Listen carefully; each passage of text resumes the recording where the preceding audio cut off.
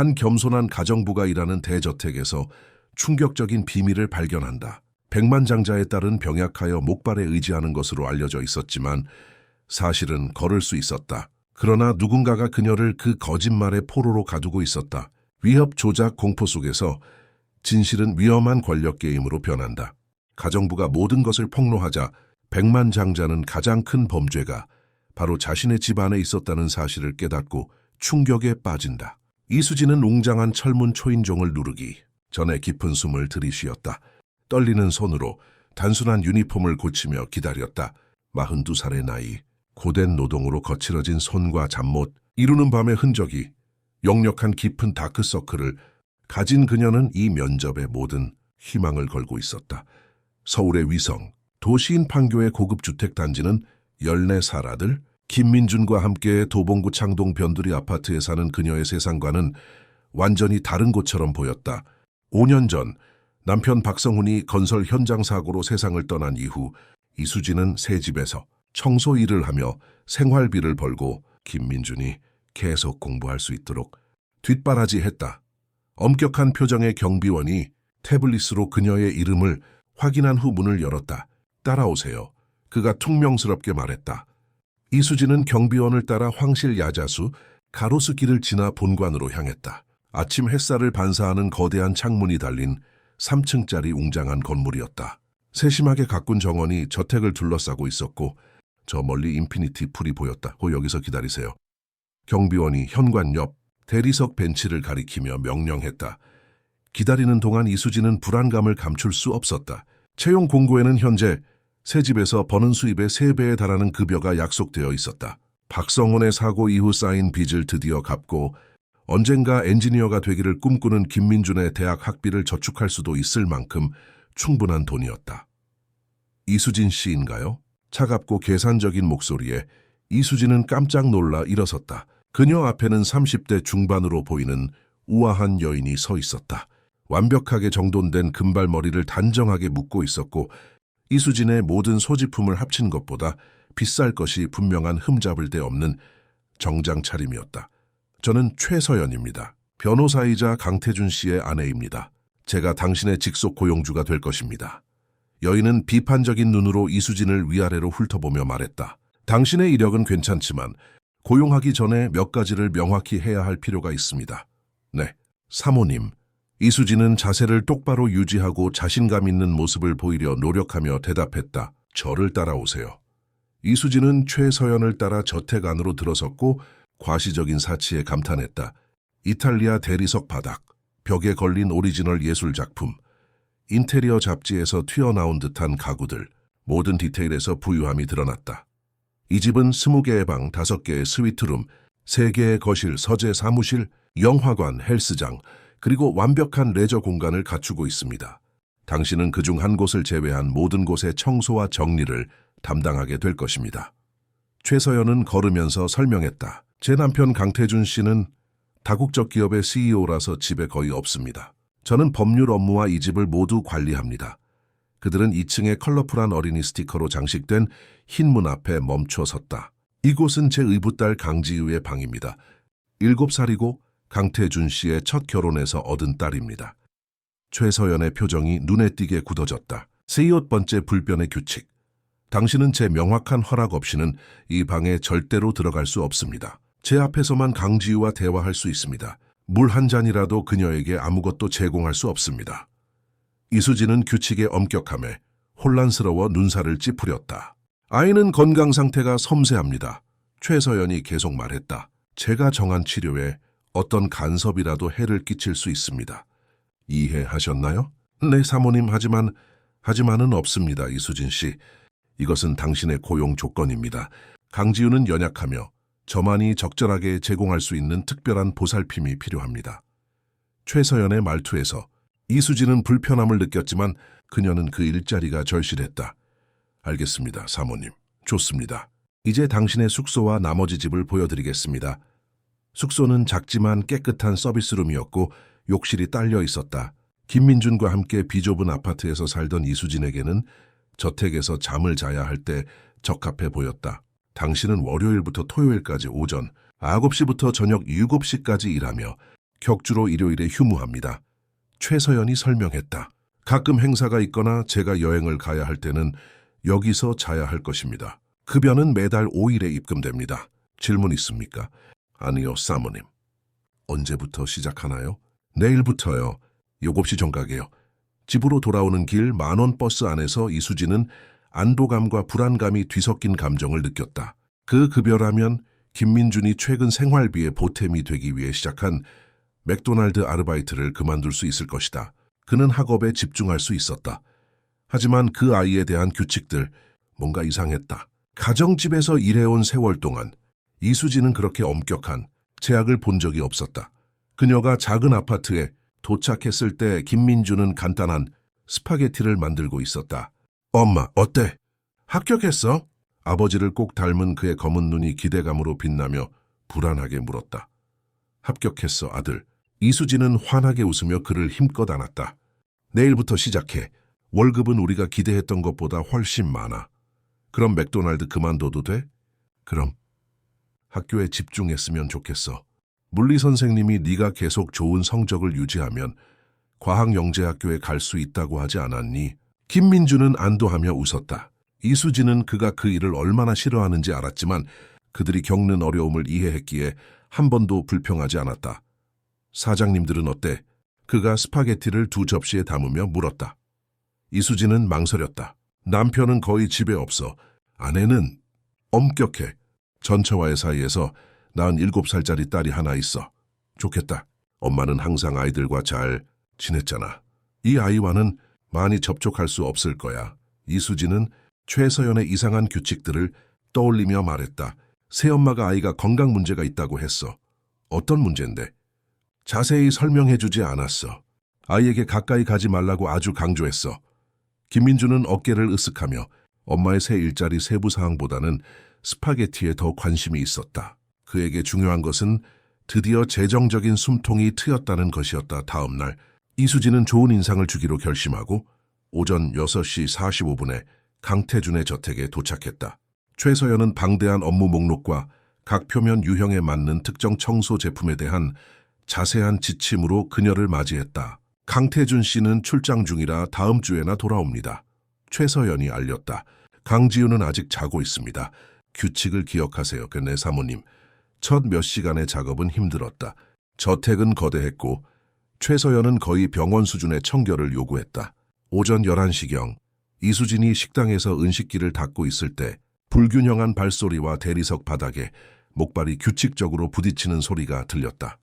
작고 창백한 소녀가 어린이용 목발에 의지한 채 부엌문에 나타났다. 느슨하게 따은 갈색 머리카락과 세상의 무게를 짊어진 듯한 크고 슬픈 눈을 가지고 있었다. 밖은 더웠지만 꽃무늬 잠옷과 두꺼운 양말을 신고 있었다. 안녕하세요, 소녀가 수줍게 말했다. 의사가 정부세요?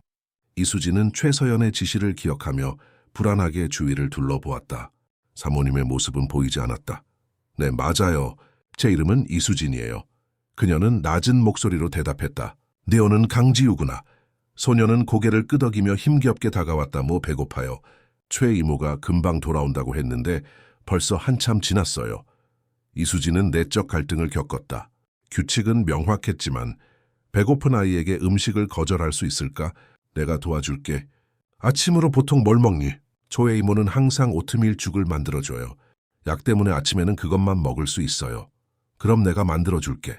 우유를 두고 죽을 준비하는 동안 이수진은 조심스럽게 소녀를 관찰했다. 강지우는 또래에 비해 눈에 띄게 말랐고 깊은 다크서클과 건강해 보이지 않는 창백함을 가지고 있었다. 이 목발은 얼마나 오래 사용했니, 아가? 그녀가 아무렇지도 않게 물었다. 6개월이요. 강지우는 부엌 아일랜드의 높은 의자 중 하나에 힘겹게 앉으며 대답했다. 정원에서 넘어져서 발목을 다쳤어요. 의사 선생님들은 금방 나을 거라고 했는데 초에 이모가 제가 물리치료를 충분히 하지 않아서 이제 평생 목발을 사용해야 할 거라고 했어요. 이야기 속 무언가가 이수진에게는 옳지 않게 들렸다. 단순한 발목 염좌가 아이를 그렇게 오랫동안 목발에 의존하게 만들지는 않을 것이다. 특히 아이들의 회복력을 고려하면 더욱 그렇다. 아직 아프니? 강지우는 누군가 들을까봐 불안하게 문을 바라보며 망설였다. 별로 안 아파요. 하지만 초의 이모가 목발 없이 걸으려고 하면 영구적으로 다쳐서 다시는 못 걷게 될 거라고 했어요. 이수진은 죽을 내어주었고 소녀가 몇 시간 동안 굶주린 듯 허겁지겁 먹는 것을 지켜보았다. 학교에 다니니 강지우? 소녀는 고개를 저었다. 초의 이모가 집에서 가르쳐줘요. 제 문제 때문에 학교에 가는 건 너무 위험하다고 해요. 친구들이 보고 싶어요. 위층에서 문이 닫히는 소리에 강지우는 깜짝 놀라 숟가락을 바닥에 떨어뜨렸다. 그녀의 눈은 공포에 질려 커졌다. 이모가 돌아왔어요. 제발 우리가 이야기했다고 말하지 마세요. 아주 화내실 거예요. 이수진이 대답하기도 전에 최서연의 뾰족한 구두 소리가 계단을 울렸다. 강지우는 재빨리 목발을 집어들고 의자에서 내려오려 했지만 충분히 빠르지 못했다. 최서연은 부엌문에 나타났고 그 장면을 본 그녀의 얼굴은 놀라움에서 분노로 순식간에 변했다. 무슨 일이야? 그녀는 빠르게 부엌으로 다가오며 다그쳤다. 내가 분명히 지시를 남겼을 텐데 아이가 배고파했어요, 사모님. 이수진은 침착함을 유지하며 설명했다. 사모님께서는 집에 안 계셨고 상관없어. 최서연은 강지우의 팔을 세게 잡았고 아이는 작은 신음을 내뱉었다. 첫날부터 내 명령을 어기다니. 죄송합니다, 사모님. 하지만 배고픈 아이를 그냥 둘 수는 없다고 생각했습니다. 당신은 아무것도 생각하라고 고용된 게 아니야. 최서연은 강지우를 부엌 밖으로 끌고 가며 으르렁거렸다. 강지우는 엄격하게 통제된 식단을 가지고 있는데 당신이 지금 망쳐버렸어. 가서 하던 일을 마무리해. 이 일은 내가 처리할 테니 나중에 이야기하자. 이수진은 방금 목격한 일에 혼란스러워 부엌에 남아있었다. 최서연의 반응은 배고픈 아이에게 음식을 주는 것 같은 단순한 일에 비해 지나치게 과장된 것 같았다. 그리고 강지우의 눈에 비친 공포, 그것은 금지된 행동을 하다 들킨 아이의 자연스러운 공포가 아니었다. 그것은 더 깊고 더 원초적인 무언가였다. 오트밀죽 그릇을 닦으면서 이수진은 조용히 결심했다. 최서연의 규칙과 상관없이 이 집에는 뭔가 잘못된 것이 있었고 그녀는 그것을 모른 척할 수 없었다. 그렇게 절실하게 필요한 일자리를 잃을 위험이 있더라도 말이다. 위층에서 문이 잠기는 소리와 강지우의 흐느끼는 소리가 그녀의 의심을 확인시켜 주었다. 이곳은 단지 엄격한 규칙이 있는 집이 아니었다. 강태준 저택의 호화로운 지붕 아래에는 훨씬 더 어두운 무언가가 벌어지고 있었다. 다음 몇 주 동안 이수진은 강태준 저택에서 아슬아슬한 줄타기를 했다. 최서연은 부엌 사건 이후 그녀를 심하게 질책하며 다시 규칙을 어기면 해고하겠다고 위협했다. 쌓인 청구서와 김민준의 과학영재학교 입시, 학원비를 내야 했던 이수진은 그 일자리를 잃을 여유가 없었다. 그러나 그녀의 모성 본능과 양심은 매일 목격하는 것을 무시할 수 없었다. 강지우는 방에서 거의 나오지 않았다. 나올 때도 항상 최서연과 동행했으며 목발을 짚고 끌려가는 작은 그림자처럼 보였다. 점점 더 마르고 쇠약해졌다. 어느 목요일 아침 2층 복도를 청소하던 이수진은 최서연이 개인 사무실에서 전화 통화하는 것을 들었다. 의사 선생님, 이 문제에 대해 이미 이야기했습니다. 두 번째 의견은 필요 없습니다. 변호사의 목소리는 짜증이 섞여 있었다. 저는 아이 아버지의 부재시 강지우의 법적 보호자입니다. 제가 물리치료가 효과가 없다고 말하면 효과가 없는 겁니다. 다음 세션을 취소하세요. 잠시 침묵이 흘렀다. 솔직히 말해서 의사를 바꿀까 생각 중입니다. 당신의 고집은 부적절합니다. 아이는 제가 목발 없이 시도할 준비가 되었다고 결정할 때까지 계속 목발을 사용할 것입니다. 이수진은 조용히 물러섰고 그녀의 심장은 점점 강해지는 의심으로 빠르게 뛰었다. 그녀는 서울아산병원에서 간호사로 일하는 이웃 김순자 여사님을 떠올렸다. 아마도 그녀가 몇 가지 의문을 해소해 줄 수 있을 것이다. 그날 밤 김민준의 저녁 식사를 준비한 후 이수진은 자신이 사는 소박한 건물 복도를 가로질러 이웃집 문을 두드렸다. 순자 여사님, 뭔가에 대한 전문적인 의견이 필요해요. 이수진은 처음 인사를 나눈 후 말했다. 제가 일하는 집 아이에 대한 거예요. 김순자 여사님은 60대의 백발 노인으로 수십 년간 의료 분야에서 일하며 예리해진 눈을 가지고 있었다. 이수진이 강지우의 상황을 설명하는 동안 그녀는 주에 깊게 들었다. 발목 염좌로 6개월 동안 목발을 사용한다고요. 김순자 여사님은 컬러테 안경을 고쳤으며 눈살을 찌푸렸다. 그건 의학적으로 말이 안 돼요, 이수진 씨. 그 나이의 아이에게 복잡한 골절이라도 특별한 합병증이 없는 한 그렇게 오래 걸리지 않아요. 새엄마가 물리치료를 취소했고 아이가 절대 나아지지 않을 거라고 고집해요. 강지우는 더 이상 정상적으로 걸을 수 없을 거라고 확신하고 있어요.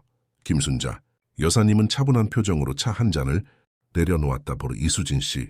당신이 묘사하는 것은 몇 년 전 병원에서 본 사례를 떠올리게 해요. 대리 민하우젠 증후군이라고 하는 건데 보호자, 보통 엄마나 새엄마가 관심을 끌거나 동정을 얻거나 어떤 개인적인 이득을 얻기 위해 아이에게 질병을 만들거나 유도하는 경우예요. 그게 지금 벌어지고 있다고 생각하세요? 이수진은 그 가능성에 경악하며 물었다. 아이를 진찰하지 않고는 단정할 수 없지만 모든 징후가 나타나고 있어요. 새엄마가 아이를 고립시키고 치료를 취소하고 실제보다 더 아프다고 확신시키고 다른 사람들과의 접촉을 막는 것. 김순자 여사님은 깊은 한숨을 쉬었다. 끔찍한 형태의 학대예요, 이수진 씨. 그리고 증명하기가 매우 어렵죠. 이수진은 밤새도록 재정적 필요와 양심 사이에서 갈등하며 잠 못 이루었다. 다음 날 아침 더 많은 것을 알아내기로 결심하고 평소보다 일찍 저택에 도착했다. 놀랍게도 집주인 강태준이 부엌에서 커피를 내리고 있었다. 이수진이 그를 직접 보는 것은 처음이었다. 50대임에도 불구하고 키가 크고 운동선수 같은 체격에 관자놀이에 흰머리가 성성했고 지친 갈색 눈을 가지고 있었다. 그는 위험 있는 존재감을 풍겼지만 최서연의 계산적인 차가움은 없었다. 좋은 아침입니다. 이수진 씨군요. 그가 정중하게 웃으며 말했다. 초혜서연 씨가 당신의 일을 칭찬하더군요. 저는 강태준입니다. 좋은 아침입니다, 사장님. 네, 이수진입니다. 드디어 뵙게 되어 반갑습니다. 새벽에 출장에서 막 돌아왔습니다. 장거리 비행 후에는 항상 잠들기가 어렵더군요. 그가 설명하며 이수진이 요청하지도 않았는데 커피 한 잔을 따라주었다. 그녀를 놀라게 하는 배려의 몸짓이었다. 감사합니다, 사장님. 이수진 씨 편하게 태준이라고 불러주세요. 집 안에서는 격식이 익숙하지 않아서요. 이수진은 강태준이 성공적이고 통제적인 모습에도 불구하고 특히 그가 물었을 때 그의 눈에 슬픔이 깃들어 있음을 알아차렸다. 제 딸 강지우를 보셨습니까? 최서연은 아이가 나아지지 않는다고 하는데 몇 주 동안 아이와 제대로 시간을 보내지 못했습니다. 집에 올 때마다 아이는 이미 자고 있거나 최서연이 약 때문에 방해받을 수 없다고 합니다.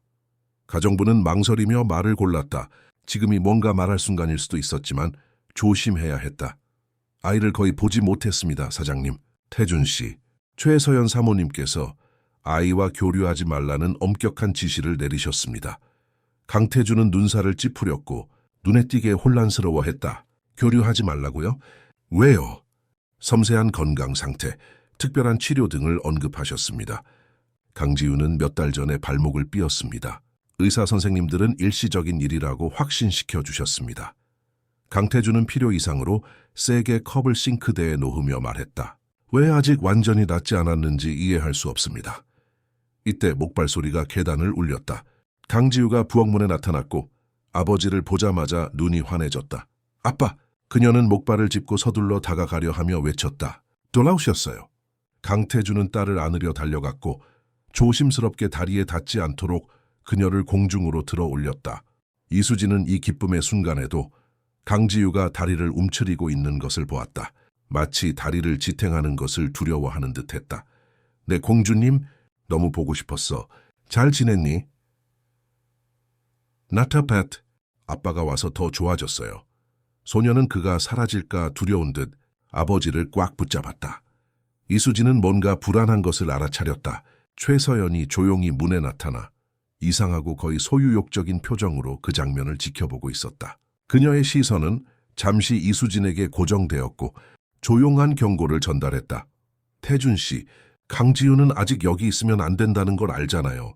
아침 식사 전에 약을 먹어야 해요. 최서연이 끼어들며 분열을 떼어놓으려 했다. 조금만 더 서연 씨, 몇 주 동안 딸을 제대로 보지 못했어. 의사 선생님들이 루틴에 대해 분명히 말씀하셨잖아요, 자기. 강지우 올라가자. 새 약은 늦어지면 안 돼. 강태준은 눈에 띄게 망설였지만 최서연이 강지우를 방으로 데려가는 것을 허락했다. 이수진과 단둘이 남자, 그는 좌절감에 머리를 쓸어 넘겼다.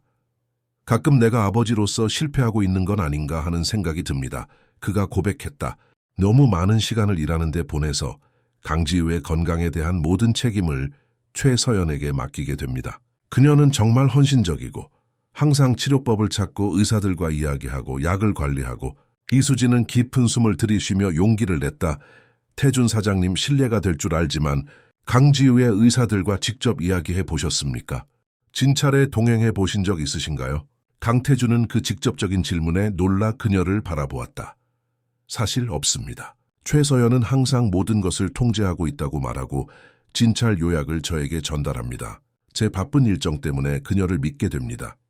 그는 잠시 멈춰 가정부의 얼굴을 살폈다. 왜 물어보시는 겁니까, 이수진 씨? 제가 알아야 할 것이 있습니까? 이수진이 대답하기도 전에 강태준의 휴대폰이 울렸다. 그는 화면을 확인하고 한숨을 쉬었다. 긴급 전화 회의가 있습니다. 받아야겠군요. 부엌을 나서면서 그는 이수진에게 몸을 돌렸다. 제 딸에 대해 제가 알아야 할 것이 있다면 주저하지 말고 말해주세요. 강지우는 제게 전부입니다. 오전 내내 이수진은 기계적으로 일했고 그녀의 마음은 걱정으로 들끓었다. 정오쯤 1층 서재를 정리하고 있을 때 뒤에서 가벼운 발소리가 들렸다. 강지우였다. 혼자 목발에 의지한 채 안녕하세요, 이수진 씨. 소녀는 불안하게 주위를 둘러보며 속삭였다. 초의 이모가 목욕 중이에요. 잠시 이야기할 수 있을까요? 물론이지, 아가. 무슨 일이니? 강지우는 다가왔고 그녀의 큰 눈은 두려움으로 가득했다. 뭔가 보여드리고 싶지만 아무에게도 말하면 안 돼요. 특히 최 이모한테는요. 소녀는 입술을 깨물었다. 약속할 수 있어요? 약속할게. 천천히 눈에 결의를 담고 강지우는 목발을 책장에 기대고 이수진이 놀랍게도 아무런 지지 없이 두 걸음 흔들리며 걸었다. 최 이모가 안 볼 때는 조금 걸을 수 있어요. 강지우는 낮은 목소리로 고백했다. 하지만 제가 그러는 걸 들키면 아주 화내세요. 한 번은 아빠한테 제가 나아지고 있다는 걸 보여주려고 했는데 이모가 저를 밀쳤어요. 제가 고집이 세서 의사 선생님들을 존중하지 않아서 혼자 넘어졌다고 했어요. 이수진은 피가 식는 것을 느꼈다. 그녀의 의심과 김순자 여사님의 우려가 최악의 방식으로 확인되고 있었다. 강지우, 정말 대단하다. 네가 생각하는 것보다 훨씬 나아지고 있어. 이수진은 치밀어 오르는 분노를 억누르며 말했다. 왜 새엄마는 네가 나아지는 것을 원하지 않을까? 자기 자신을 위해서라고 해요. 제가 영구적으로 다칠 수 있다고. 강지우는 다시 목발을 잡았다.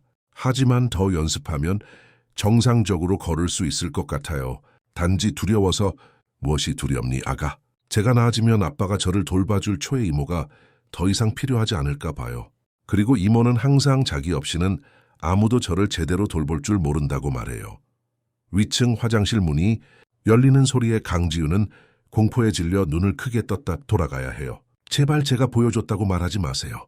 소녀는 목발을 짚고 서둘러 계단으로 돌아갔고 걷지 못하는 사람이라고 여겨지는 사람에게는 어울리지 않는 민첩함으로 움직였다. 이수진은 충격적인 폭로에 가슴이 쿵쾅거리는 채로 서 있었다. 그녀의 마음은 격렬하게 움직이며 다시 일에 집중했다. 강지우를 더 위험에 빠뜨리지 않으면서 도울 방법을 찾아야 했다. 최서연에게 직접 맞서면 즉시 해고되어 도움을 줄 어떤 가능성도 잃게 될 것이다.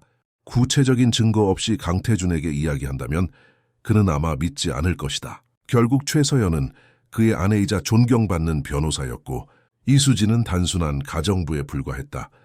그날 강태준은 또 다른 출장길에 올랐다. 최서연은 강지우를 옆에 세우고 현관에서 그를 배웅하며 모성애를 가장한 모습을 보였다.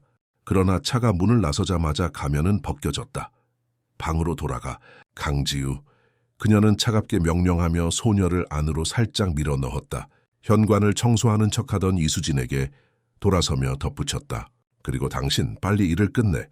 오늘 밤 자선 만찬이 있어서 집에 아무도 없었으면 좋겠어. 네, 사모님. 이수진은 강지우가 애원하는 눈으로 어깨너머로 돌아보며 천천히 계단을 올라가는 것을 지켜보며 대답했다. 최서연이 마침내 행사를 위해 우아하게 차려입고 나가자 이수진은 자신의 일자리를 잃게 할 수도 있지만 양심이 요구하는 결정을 내렸다. 심장이 빠르게 뛰는 채로 강지우의 방으로 향하는 계단을 올라갔다. 놀랍고도 끔찍하게도 문은 밖에서 잠겨 있었고 자물쇠에 작은 열쇠가 꽂혀 있었다. 망설임 없이 열쇠를 돌려 문을 열었다. 강지우는 침대에 앉아 공책에 그림을 그리고 있었다. 문이 열리는 것을 보고 두려움에 눈을 크게 떴지만 이수진을 알아보자마자 안도감으로 가득 찼다. 그녀가 너를 여기 가뒀니? 이수진이 분노하며 물었다. 이모가 나갈 때마다 항상 그래요. 강지우는 자신의 방에 갇히는 것이 완전히 정상인 것처럼 무섭도록 자연스럽게 대답했다. 혼자 계단을 내려가려다 다칠까봐 그렇대요. 이수진은 침대 끝에 앉아 분노를 억누르려 했다. 강지우, 아가 중요한 이야기를 해야 해. 새엄마가 하는 일은 정상적이지도 건강하지도 않아. 발목을 보여줄 수 있니? 어디가 다쳤니? 망설임 끝에 강지우는 잠옷 바지 밑단을 올렸고 완전히 정상적인 발목을 드러냈다. 부기 흉터 또는 눈에 보이는 어떤 부상 징후도 없었다. 여기를 만지면 아프니? 이수진이 발목의 여러 지점을 가볍게 눌러보며 물었다. 강지우는 고개를 저었다. 오래전부터 더 이상 아프지 않아요. 하지만 초의 이모는 아프지 않아도 속은 약하다고 했어요. 다쳤을 때 너를 진찰했던 의사 선생님 기억하니? 그분이 정확히 뭐라고 말씀하셨어? 이현우 의사 선생님이요. 친절하고 많이 웃으셨어요. 가벼운 염좌이고 늦어도 2주 안에는 다시 뛸 수 있을 거라고 했어요. 강지우는 뭔가 중요한 것을 기억하려 애쓰는 듯 눈살을 찌푸렸다. 하지만 그 후로는 다시 뵙지 못했어요. 최 이모가 그분이 틀렸다고 다른 의사들을 찾아봤어요. 그리고 그 후에는 제가 필요한 것을 누구보다 잘 안다고 집에서 치료해 주겠다면서 더 이상 병원에 데려가지 않았어요. 강지우의 모든 말은 이수진의 의심을 확증했다. 그것은 단지 방치나 지나친 염려가 아니었다. 계산된 학대였다. 네가 먹는 약들은 어디에 쓰는 약인지 아니? 최 이모는 뼈와 근육을 튼튼하게 하는 약이래요. 비타민 같은 것들이요. 매일 많이 먹어야 해요. 이수진은 침대 옆 탁자에 놓인 약병들을 보았다. 대화를 계속하면서 은밀하게 약병들을 살펴보았다. 몇몇은 실제로 흔한 비타민 보충제였지만 다른 것들은 수면제나 가벼운 진정제처럼 보였다. 강지우를 약하고 무기력하게 만드는데 분명히 기여하는 이상한 조합이었다. 강지우, 내가 도와줄게. 약속할게. 하지만 나를 믿고 아주 용감해야 해. 새엄마는 틀렸어. 너는 정상적으로 걸을 수 있고 걸어야 해. 사실 필요 없이 이 목발을 오래 사용할수록 내 근육에는 더 나빠질 거야. 하지만 어떻게 도와주실 거예요? 최 이모는 아무도 간섭하게 두지 않아요. 이수진은 소녀의 작은 손을 잡았다. 아빠가 돌아오시면 이야기할 거야. 너를 진짜 의사에게 데려가서 네가 괜찮다는 것을 확인할 방법을 찾을 거야. 하지만 그때까지는 강하고 우리의 비밀을 지켜야 해. 알았지? 강지우는 고개를 끄덕였고 이수진이 그녀를 만난 이후 처음으로 작은 희망의 미소가 그녀의 얼굴을 환하게 밝혔다. 다음 날 아침, 이수진은 명확한 임무를 가지고 강태준 저택에 도착했다. 강태준이 출장에서 돌아오면 그를 설득하기 위해 최서연이 강지우에게 가하는 학대에 대한 구체적인 증거가 필요했다. 그러나 일을 시작한 지 얼마 되지 않아 최서연이 변호사 사무실로 출근하기 위해 완벽하게 차려입은 채 서비스 공간에 나타났다. 이수진 씨, 집 보안 카메라를 확인해야겠어요. 최서연은 서론 없이 말했다. 어젯밤 제가 외출했을 때 2층에서 움직임이 감지되었다는 알람이 울렸어요. 혹시 아는 것이 있나요? 이수진은 등골이 오싹했지만 표정은 담담하게 유지했다. 집을 감시하는 카메라의 가능성은 생각하지 못했다. 아무것도 모릅니다, 사모님. 지시하신 대로 일을 마치고 나갔습니다. 최서연은 먹이를 평가하는 뱀처럼 계산적인 눈으로 그녀를 응시했다. 이상하네요. 시스템에 강지우 방문이 정확히 8시 47분에 열렸다고 나와 있어요. 그녀는 극적인 침묵을 지켰다. 하지만 기술적인 오류일 거예요. 그렇죠? 왜냐하면 당신은 제 직접적인 명령을 절대로 어기지 않을 테니까요. 위협적인 어조는 분명했다. 이수진은 침을 꿀꺽 삼켰지만 사모님의 시선을 피하지 않았다. 아마도 시스템 점검이 필요할 겁니다. 사모님. 그럴 수도. 최서연은 값비싼 명품 가방의 끈을 조절했다. 오늘 늦게까지 사무실에 있을 거예요. 제 여동생 최지혜가 강지우와 점심을 먹으러 올 겁니다. 그녀는 의사이고 정기적으로 아이의 상태를 확인하러 옵니다. 최지혜 의사 선생님이 강지우의 주치의이신가요? 이수진은 잠재적인 동맹을 보며 물었다. 제 여동생은 소아과 의사이고 처음부터 이 사건을 알고 있습니다. 더 중요한 것은 그녀는 제 지시를 의문 없이 따르는 방법을 안다는 것입니다. 최서연은 값비싼 손목시계를 확인했다. 당신은 두 사람 중 누구와도 교류해서는 안 됩니다. 점심을 준비하고 서빙한 다음 1층으로 내려가 당신의 업무를 하세요. 알겠어요? 완벽히 알겠습니다, 사모님. 최서연이 나가자마자 이수진은 강지우의 방으로 달려갔다. 소녀는 깨어 있었고 그림책을 넘겨보고 있었다. 좋은 아침, 지우야. 이수진은 다정하게 인사했다. 아내 새엄마가 어제 내가 여기 왔다는 걸 알았어. 카메라로 보셨어요? 강지우가 놀라 물었다. 응, 우리가 더 조심해야 해. 이수진은 침대 끝에 앉았다. 오늘 내 최이모가 오실 거야. 그분은 의사잖아, 그렇지? 그분이 무슨 일이 벌어지고 있는지 안다고 생각하니 강지우는 어깨를 으쓱했다. 지혜 이모는 친절하지만 항상 최이모가 하는 말에 동의해요. 와서 저를 진찰하는 척하고 그 다음에는 둘이서만 이야기해요. 그녀를 믿니? 소녀는 몇 초 동안 생각했다. 아마도 이모는 제가 목발을 짚고 있는 것을 볼 때마다 항상 슬퍼 보여요. 한 번은 최 이모가 방을 나간 사이에 이모가 저에게 정말 걸을 수 없는지 물어봤지만 제가 대답하기도 전에 최 이모가 돌아왔어요. 그 정보는 귀중했다. 아마도 최지혜 의사도 자신만의 의심을 품고 있었지만 언니에게 맞서기를 주저했을 것이다. 이수진이 그녀와 단둘이 이야기할 수 있다면 기회가 있을지도 모른다. 내가 너희들을 위해 특별한 점심을 준비하고 내 이모와 이야기해볼게. 이수진이 약속했다. 이제 옷을 갈아입자. 이 노란 드레스는 어때? 화창한 날에 잘 어울릴 거야. 강지우의 아침 위생을 돕고 옷을 입힌 후 이수진은 점심을 준비하기 위해 아래층으로 내려갔다. 가볍지만 영양가 있는 메뉴를 선택했다. 에피타이저로 채소 수프, 메인 요리로 구운 닭고기, 필레와 으깬 감자, 볶은 채소, 그리고 디저트로 신선한 과일 샐러드. 강지우에게 분명히 필요한 몸과 마음에 영향을 주는 음식이었다. 정오쯤 초인종이 울렸다. 부엌 창문으로 이수진은 짧은 갈색 머리에 붉은 테, 안경 너머로 친절한 눈을 가진 40대 여인을 보았다. 최서연과의 유사성은 분명했지만 그녀의 표정에는 뭔가 다른 점이 있었다.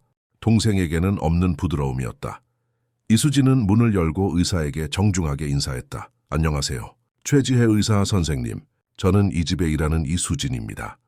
안녕하세요, 이수진 씨. 최지혜는 따뜻하게 웃으며 손을 내밀었다. 초에서연이 새 직원이 있다고 말했어요. 조카를 보러 왔어요. 어디에 있나요? 버스카고 시트하스 머구마 하리무시감세 방에 있습니다. 제가 불러드릴까요? 아니면 올라가시겠어요? 올라갈게요. 고맙습니다. 최지혜는 계단으로 향했고 그녀의 전문적인 자세는 저택의 화려한 분위기와 대조를 이루었다. 이수진은 그녀를 관찰하며 최서연이 저지른 학대에 대한 공모의 징후를 찾았지만 진정한 걱정 외에는 아무것도 보이지 않았다. 20분 후 최지혜는 강지우와 함께 내려왔고 강지우는 피할 수 없는 목발에 의지하고 있었다. 이수진은 의사가 조카의 모든 움직임을 주의 깊게 관찰하고 있음을 알아차렸다. 눈썹을 찌푸리는 모습은 전문적인 분석을 시사했다. 점심은 최서연 사모님 지시대로 베란다에 차려져 있습니다. 이수진이 알렸다. 정말 좋네요. 야외에서 식사하기에 정말 좋은 날씨죠, 지우야. 최지혜는 조카가 베란다 의자에 편안하게 앉도록 도와주었다. 그곳에서는 완벽하게 가꿔진 정원이 한눈에 들어왔다. 이수진은 수프를 내어주고 최서연의 명령에 따라 물러나야 했다. 하지만 최지혜 의사의 눈빛이 그녀를 멈춰 세웠다. 이 수프 정말 맛있네요. 의사는 첫 숟가락을 뜬 후 말했다. 이수진 씨, 요리를 아주 잘하시네요. 잠시 우리와 함께하지 않겠어요? 당신에 대해 더 알고 싶어요. 이모가 이수진 씨는 저와 함께 있을 수 없다고 했어요. 강지우가 불안하게 가정부를 바라보며 끼어들었다. 내 이모는 지금 여기 없잖아. 그렇지. 최지혜는 조카에게 윙크했다. 그리고 나는 의사니까 식사 중에 즐거운 동반자를 처방할 수 있어. 이수진은 망설였지만 그 초대는 완벽한 기회처럼 보였다. 선생님께서 그렇게 말씀하신다면 식탁에서 존중할 만한 거리를 두고 앉은 이수진은 이모와 조카 사이의 상호작용을 관찰했다. 최지혜는 강지우의 활동, 관심사, 기분 등에 대해 물었다. 각 답변마다 의사는 거의 눈에 띄지 않게 마음속으로 메모를 했다. 마치 이미 알고 있는 것과 상충되는 정보를 정리하는 듯 했다. 지우야, 아가 지난번에 이모가 가르쳐준 운동은 했니? 최지혜가 아무렇지도 않게 물었다. 아니요, 소녀는 시선을 떨구며 대답했다. 초의 이모가 저에게는 너무 어려운 운동이라 다칠 수도 있다고 했어요. 알겠다. 그리고 통증은? 아직 발을 짚을 때 아프니? 강지우는 마치 지침을 찾는 듯 재빨리 이수진을 쳐다보았다. 사실 더 이상 아프지 않아요. 그녀는 낮은 목소리로 인정했다. 최지혜는 고개를 끄덕이며 이수진과 의미심장한 눈빛을 교환했다. 강지우, 너의 의사로서 이모는 이제 목발 사용을 줄여야 할 때라고 생각해. 점심 식사 후에 목발 없이 몇 걸음 걸어볼까? 강지우의 얼굴이 환해졌지만 곧 두려움의 그림자가 다시 드리워졌다. 초의 이모가 화낼 텐데 내가 이모랑 이야기할게. 최지혜는 확신했지만 그녀의 말투에는 쉬운 대화가 아닐 것임을 시사하는 무언가가 있었다. 이수진에게 돌아서며 물었다. 이수진 씨, 여기서 일하는 것이 즐겁습니까? 집은 아름답고 월급도 좋습니다. 그녀는 외교적으로 대답했다. 하지만 강지우가 걱정됩니다. 어떻게요? 의사는 살짝 몸을 기울였고 모든 주의가 가정부에게 쏠렸다. 선생님, 이런 말씀을 드려도 될지 모르겠지만 에라 소리가세요. 솔직하게 말씀해 주세요. 의사로서 강지우의 건강에 대한 모든 정보는 제게 중요합니다. 이수진은 깊은 숨을 들이쉬며 모든 것을 걸었다. 강지우가 목발 없이 몇 걸음 걸을 수 있다는 것을 보여주었습니다. 그리고 제가 발목을 살펴보았는데 눈에 보이는 부상 징후는 전혀 없습니다. 솔직히 왜 그녀가 아직도 불구자처럼 취급되는지 이해할 수 없습니다. 최지혜의 얼굴은 굳어졌지만 분노가 아니라 오랫동안 품어왔던 의심이 확인된 표정이었다. 오래전부터 의심했지만 최서연은 항상 그럴듯한 설명을 내놓았어요. 그녀는 변호사라서 질문을 피하는 방법을 정확히 알고 있죠. 최지혜는 좌절감에 머리를 쓸어 넘겼다. 이수진 씨가 묘사하는 것은 대리 미나우젠 증후군이라는 심각한 정신과적 장애와 일치해요. 보호자 이 경우에는 최서연이 어떤 2차적인 이득을 얻기 위해 아이에게 질병을 만들거나 유도하는 거죠. 제 이웃 간호사도 똑같은 말을 했어요. 하지만 최서연 씨에게 어떤 이득이 있겠어요? 통제, 관심, 강태준에 대한 권력. 제 언니는 항상 복잡했어요. 우리 엄마는 우리가 어렸을 때 우리를 버렸고 최서연은 그것을 완전히 극복하지 못했어요. 최지혜는 깊은 숨을 쉬었다. 즉시 조치를 취해야 해요. 강태준 씨가 돌아오는 대로 그와 이야기할 거예요. 의사로서 아동학대를 보고할 윤리적 의무가 있습니다. 강지우는요? 지금 당장 뭔가 해야 할까요? 네. 오늘부터 최서연이 주는 약을 점차적으로 위약으로 대체할 거예요. 최지혜는 목소리를 더 낮췄다. 그리고 모든 것을 문서화하여 확실한 사건을 만들 거예요. 최서연은 영향력이 있고 법조계에 인맥이 많아요. 우리는 전략적으로 접근해야 합니다. 제가 도울 방법이 있을까요? 계속 관찰하고 모든 것을 문서화하세요. 가능하다면 최서연이 투여하는 약물 사진을 찍어두세요. 그리고 가장 중요한 것은 강지우 곁에 있어주세요. 그녀는 자신을 믿어줄 사람이 필요해요. 그들은 그 조용한 약속을 굳건한 악수로 맺었다. 두 여인은 연약한 아이를 보호하기로 결심했다. 점심, 식사 내내 최지혜는 강지우에게 목발 없이 몇 걸음 걸어보도록 격려하며 지지해주기 위해 손을 잡아주었다. 소녀는 그렇게 몇 미터를 걸을 수 있었고 여전히 불안했지만 성취감에 미소를 지었다. 봐, 지유야. 내 근육은 네가 생각하는 것보다 훨씬 강해. 최지혜는 진심으로 자랑스러워하며 칭찬했다. 매일 조금씩 이렇게 해보자. 최지혜 의사가 떠날 때 그녀는 이수진의 팔을 디스크리트리 잡았다. 제 개인 번호를 남겨드릴게요. 어떤 비상 상황이든 저에게 직접 전화하세요. 최서연이 데려올 다른 의사들은 믿지 마세요. 그녀는 질문하지 않는 전문가를 찾는 재주가 있어요. 그날 오후는 새로운 희망의 느낌 속에서 흘러갔다. 이모의 격려를 받은 강지우는 침대 가장자리를 잡고 방 안을 걷는 연습을 했다. 이수진은 최서연이 돌아올 기미를 항상 살피며 조용히 격려했다. 오후 6시경 저택에 유선 전화가 울렸다. 이수진은 부엌 전화로 받았다. 강태준 저택입니다. 안녕하세요. 이수진 씨, 태준입니다. 사장님의 목소리는 불안하게 들렸다. 최서연이 방금 전화해서 중요한 사건 때문에 세종시로 긴급 출장을 가야 한다고 했습니다. 이틀 동안 없을 겁니다. 제가 내일 오후에 돌아올 때까지 저택에 머물러 줄 수 있습니까? 강지우를 콘도 경비원하고만 혼자 두는 것을 좋아하지 않습니다. 이수진의 심장이 빠르게 뛰었다. 이것은 최서연의 억압적인 존재 없이 이틀을 보낼 수 있는 유일한 기회였다. 물론입니다, 사장님. 아들에게 알려야 하지만 문제없이 머물 수 있습니다. 좋습니다. 집에 음식이 충분합니까? 필요한 것이 있으면 배달시키라고 할 수 있습니다. 모든 것이 준비되어 있습니다. 걱정하지 마세요. 오, 고맙습니다, 이수진 씨. 당신 없이는 어떻게 해야 할지 모르겠군요. 전화는 끊겼고 이수진은 잠시 서서 그 예상치 못한 전환을 처리했다. 그녀는 빠르게 강지우에게 소식을 전하러 올라갔다. 내 새엄마가 출장을 갔어. 아빠가 내일 오후에 돌아올 때까지 우리 둘이서 집을 차지할 수 있어. 강지우의 눈이 빛났다. 보통 사람들처럼 행동해도 돼요? 거실에서 TV를 보거나 아니면 큰 식탁에서 저녁을 먹거나 그 모든 것과 그 이상을 할 수 있어. 이수진은 소녀를 안으며 확신시켜 주었다. 그리고 목발 없이 걷는 연습도 할 거야. 지금 당장 시작하는 건 어때? 이수진은 김민준에게 전화해서 상황을 설명하고 안전을 위해 김순자 여사님 댁에 머물러 달라고 부탁했다. 그리고 강지우를 위해 특별한 저녁 식사를 준비했다. 수제 피자 최서연이라면 통제된 식단 때문에 절대로 허락하지 않았을 음식이었다. 반죽이 발효되는 동안 이수진은 강지우를 거실로 데려갔다. 가구를 치워 넓고 안전한 공간을 만들었다. 놀이를 하나 하자 그녀가 제안했다. 나는 이쪽에 있을 거고 너는 목발 없이 나에게 걸어오려고 노력하는 거야. 매일 거리를 늘려나가는 거지. 불안했지만 단호하게 강지우는 목발을 소파에 기대었다. 몇 달 동안 사용이 줄어든 후 처음 걷는 발걸음은 불안정했고 다리는 약했다. 하지만 앞으로 나아가면서 자신감을 얻었다.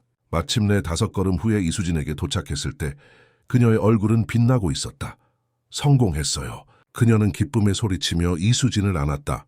봐, 너는 걸을 수 있어. 내 근육이 다시 익숙해져야 할 뿐이야. 이수진의 눈에는 눈물이 맺혔다. 내일 더 연습하고 아빠가 오시면 아빠를 깜짝 놀라게 해드리자. 이수진이 그 집에 일하기 시작한 이래 처음으로 강지우가 진심으로 웃는 소리를 들었다. 강태준 저택의 어두운 분위기를 밝히는 수정처럼 맑은 소리였다. 저녁 식사 후 그들은 거실의 거대한 TV로 함께 영화를 보았다. 단순한 애니메이션 영화였지만 강지우는 최서연이 강요했던 가짜 불구자가 아니라 7살짜리 아이처럼 크게 웃었다. 소녀가 마침내 잠들었을 때 이수진은 그녀를 방으로 안고 갔다. 이제는 평온해진 그 작은 얼굴을 바라보며 새엄마의 잔인한 지배에서 잠시 해방된 아이의 모습을 생각했다. 최서연이 없는 틈을 타 이수진은 강지우의 방을 꼼꼼히 살펴보았다. 최서연이 강지우가 한 번도 언급하지 않은 증상들을 꼼꼼하게 기록한 상세한 의료 일지를 발견했다. 그녀는 약병들을 포함해 모든 것을 휴대폰으로 촬영했다.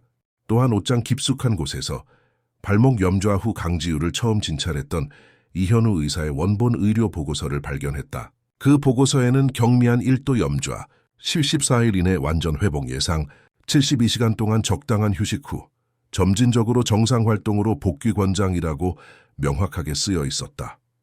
그 문서는 최서연이 의붓딸의 회복을 고의적으로 방해하고 있었다는 결정적인 증거였다. 이수진은 보고서도 촬영하고 모든 이미지를 자신의 이메일과 최지혜 의사가 알려준 번호로 설명 메시지와 함께 보냈다. 다음 날 아침 강지우는 활기차게 일어났고 계속해서 운동을 하고 싶어 했다. 이수진은 인내심을 가지고 그녀가 다리를 강화하도록 도왔다. 처음에는 지지대를 잡고 걷다가 점점 더 먼 거리를 혼자 걸었다. 아빠가 오시면 혼자 걸을 수 있다는 걸 보여주고 싶어요. 강지우가 아침 식사 중에 선언했다. 그럼 아빠 인생 최고의 깜짝 선물이 될 거야. 이수진이 동의했다. 하지만 기억해. 아프거나 피곤하면 내게 알려야 해. 알았지? 천천히 하자. 강지우의 발전은 놀라웠다. 단 하루아침에 소녀는 이미 지지대 없이 복도 전체를 걸을 수 있었지만 여전히 불안한 발걸음이었다. 사고 전 몇 년간의 정상적인 운동 발달은 견고한 기반을 만들어 주었고 다행히 몇 달간의 제약으로 완전히 파괴되지는 않았다. 전곳쯤 부엌에서 함께 점심을 준비하고 있을 때 최서연이 항상 엄격하게 금지했던 또 다른 활동이었다. 차가 주차하는 소리가 들렸다. 창문으로 강태준의 차를 보았다. 아빠가 왔어요.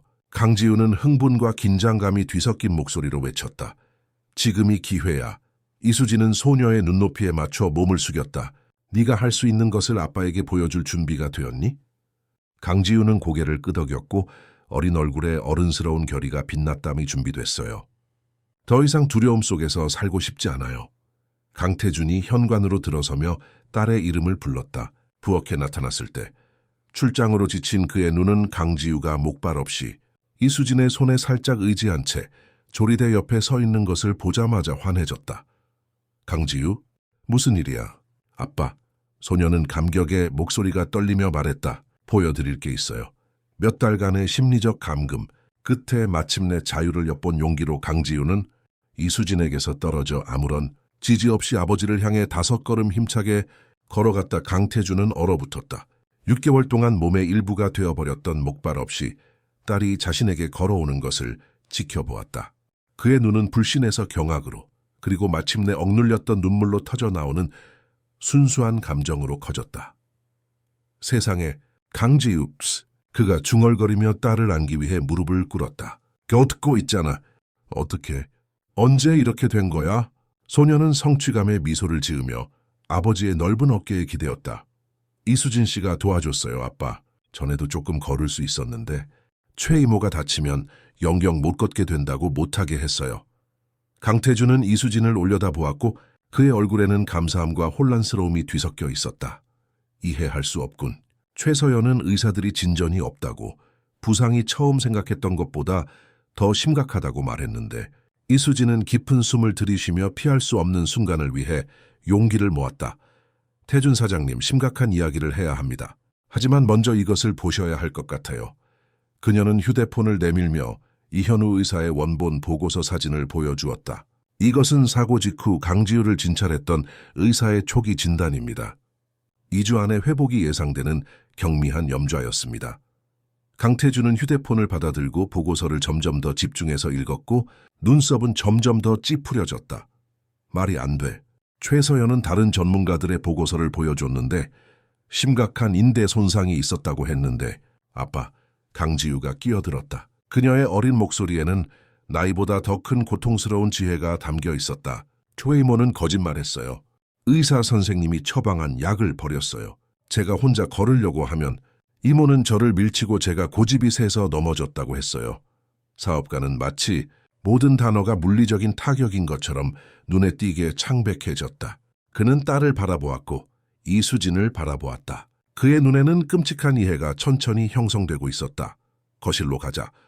마침내 그가 목이 메인 목소리로 말했다. 이야기해야 해. 강태주는 강지우를 소파로 안고 갔다. 그녀를 놓아주기를 꺼려했다. 마치 그녀가 사라질까 두려워하는 듯했다. 이수진은 그들을 따라가 맞은편 안락 의자에 앉았다. 처음부터 모든 것을 말해주세요.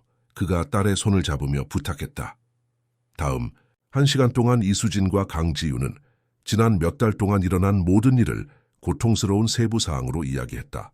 최서연이 어떻게 점차적으로 강지우를 고립시켰는지, 물리치료 예약을 취소했는지, 약을 비효율적인 비타민으로 대체했는지, 외출 시 그녀를 방에 가뒀는지, 그리고 회복하려는 모든 시도를 체계적으로 방해했는지. 이수진은 최지혜 의사와의 대화와 대리, 미나우젠 증후군에 대한 그녀의 의심도 이야기했다. 강태주는 모든 것을 쥐 죽은 듯 조용히 들었고 그의 얼굴은 충격, 불신, 분노, 그리고 마침내 깊은 죄책감 등 다양한 감정으로 변해갔다. 어떻게 몰랐을까? 그는 다른 사람들에게라기보다는 자신에게 중얼거렸다. 내 딸이 내 집 지붕 아래에서 학대받고 있는데 나는 아무것도 보지 못했어. 아빠는 거의 집에 안 계셨어요. 강지우는 비난하는 목소리 없이 단지 사실을 확인하듯 말했다. 그리고 최 이모는 아빠가 오실 때마다 항상 제가 자고 있거나 너무 피곤하다고 했어요.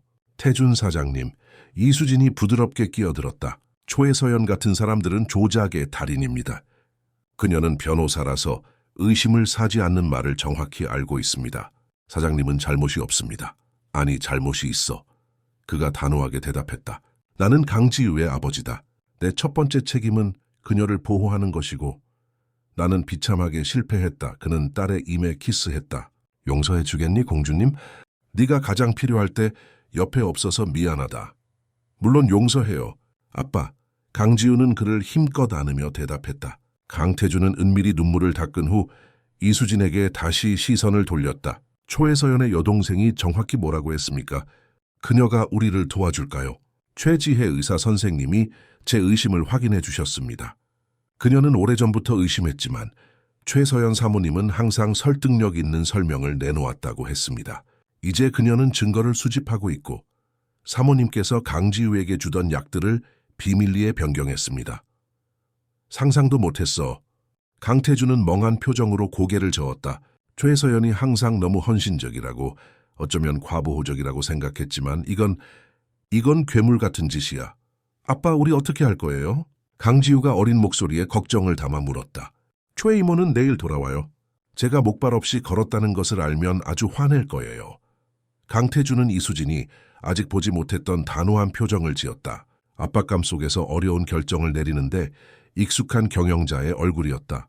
첫째, 오늘 당장 독립적인 의사에게 데려갈 거야. 강지우의 실제 상태에 대한 최신 보고서를 원해. 그는 이수진에게 몸을 돌렸다. 최서연과 아무런 관련이 없는 신뢰할 수 있는 소아 정형외과 의사를 아는 분이 있습니까? 제 이웃이 서울아산병원에서 일합니다. 그녀에게 신뢰할 수 있는 전문가를 추천해 달라고 부탁할 수 있습니다. 완벽합니다. 지금 당장 그녀에게 전화하세요. 이수진이 전화하는 동안 강태준은 계속해서 계획을 세웠다. 그 다음에는 제 개인 변호사를 부를 겁니다. 당신들이 말하는 것이 사실이라면, 그리고 저는 사실이라고 믿습니다. 즉각적인 법적 보호가 필요합니다. 최서연은 법조계에 매우 좋은 인맥을 가지고 있습니다. 김순자 여사님은 이수진의 전화를 즉시 받았고 상황을 듣자마자 서울아산병원의 저명한 소아 정형외과 의사인 박선우 의사를 추천했다. 그분은 훌륭하고 부패하지 않았어요. 김순자 여사님이 확신했다. 제가 직접 전화해서 긴급 상황을 설명할게요. 문제를 효율적으로 해결하는 데 익숙한 강태준은 이미 그의 변호사, 김영수 변호사와 전화 통화 중이었고 객관적인 용어로 상황을 보고하고 있었다.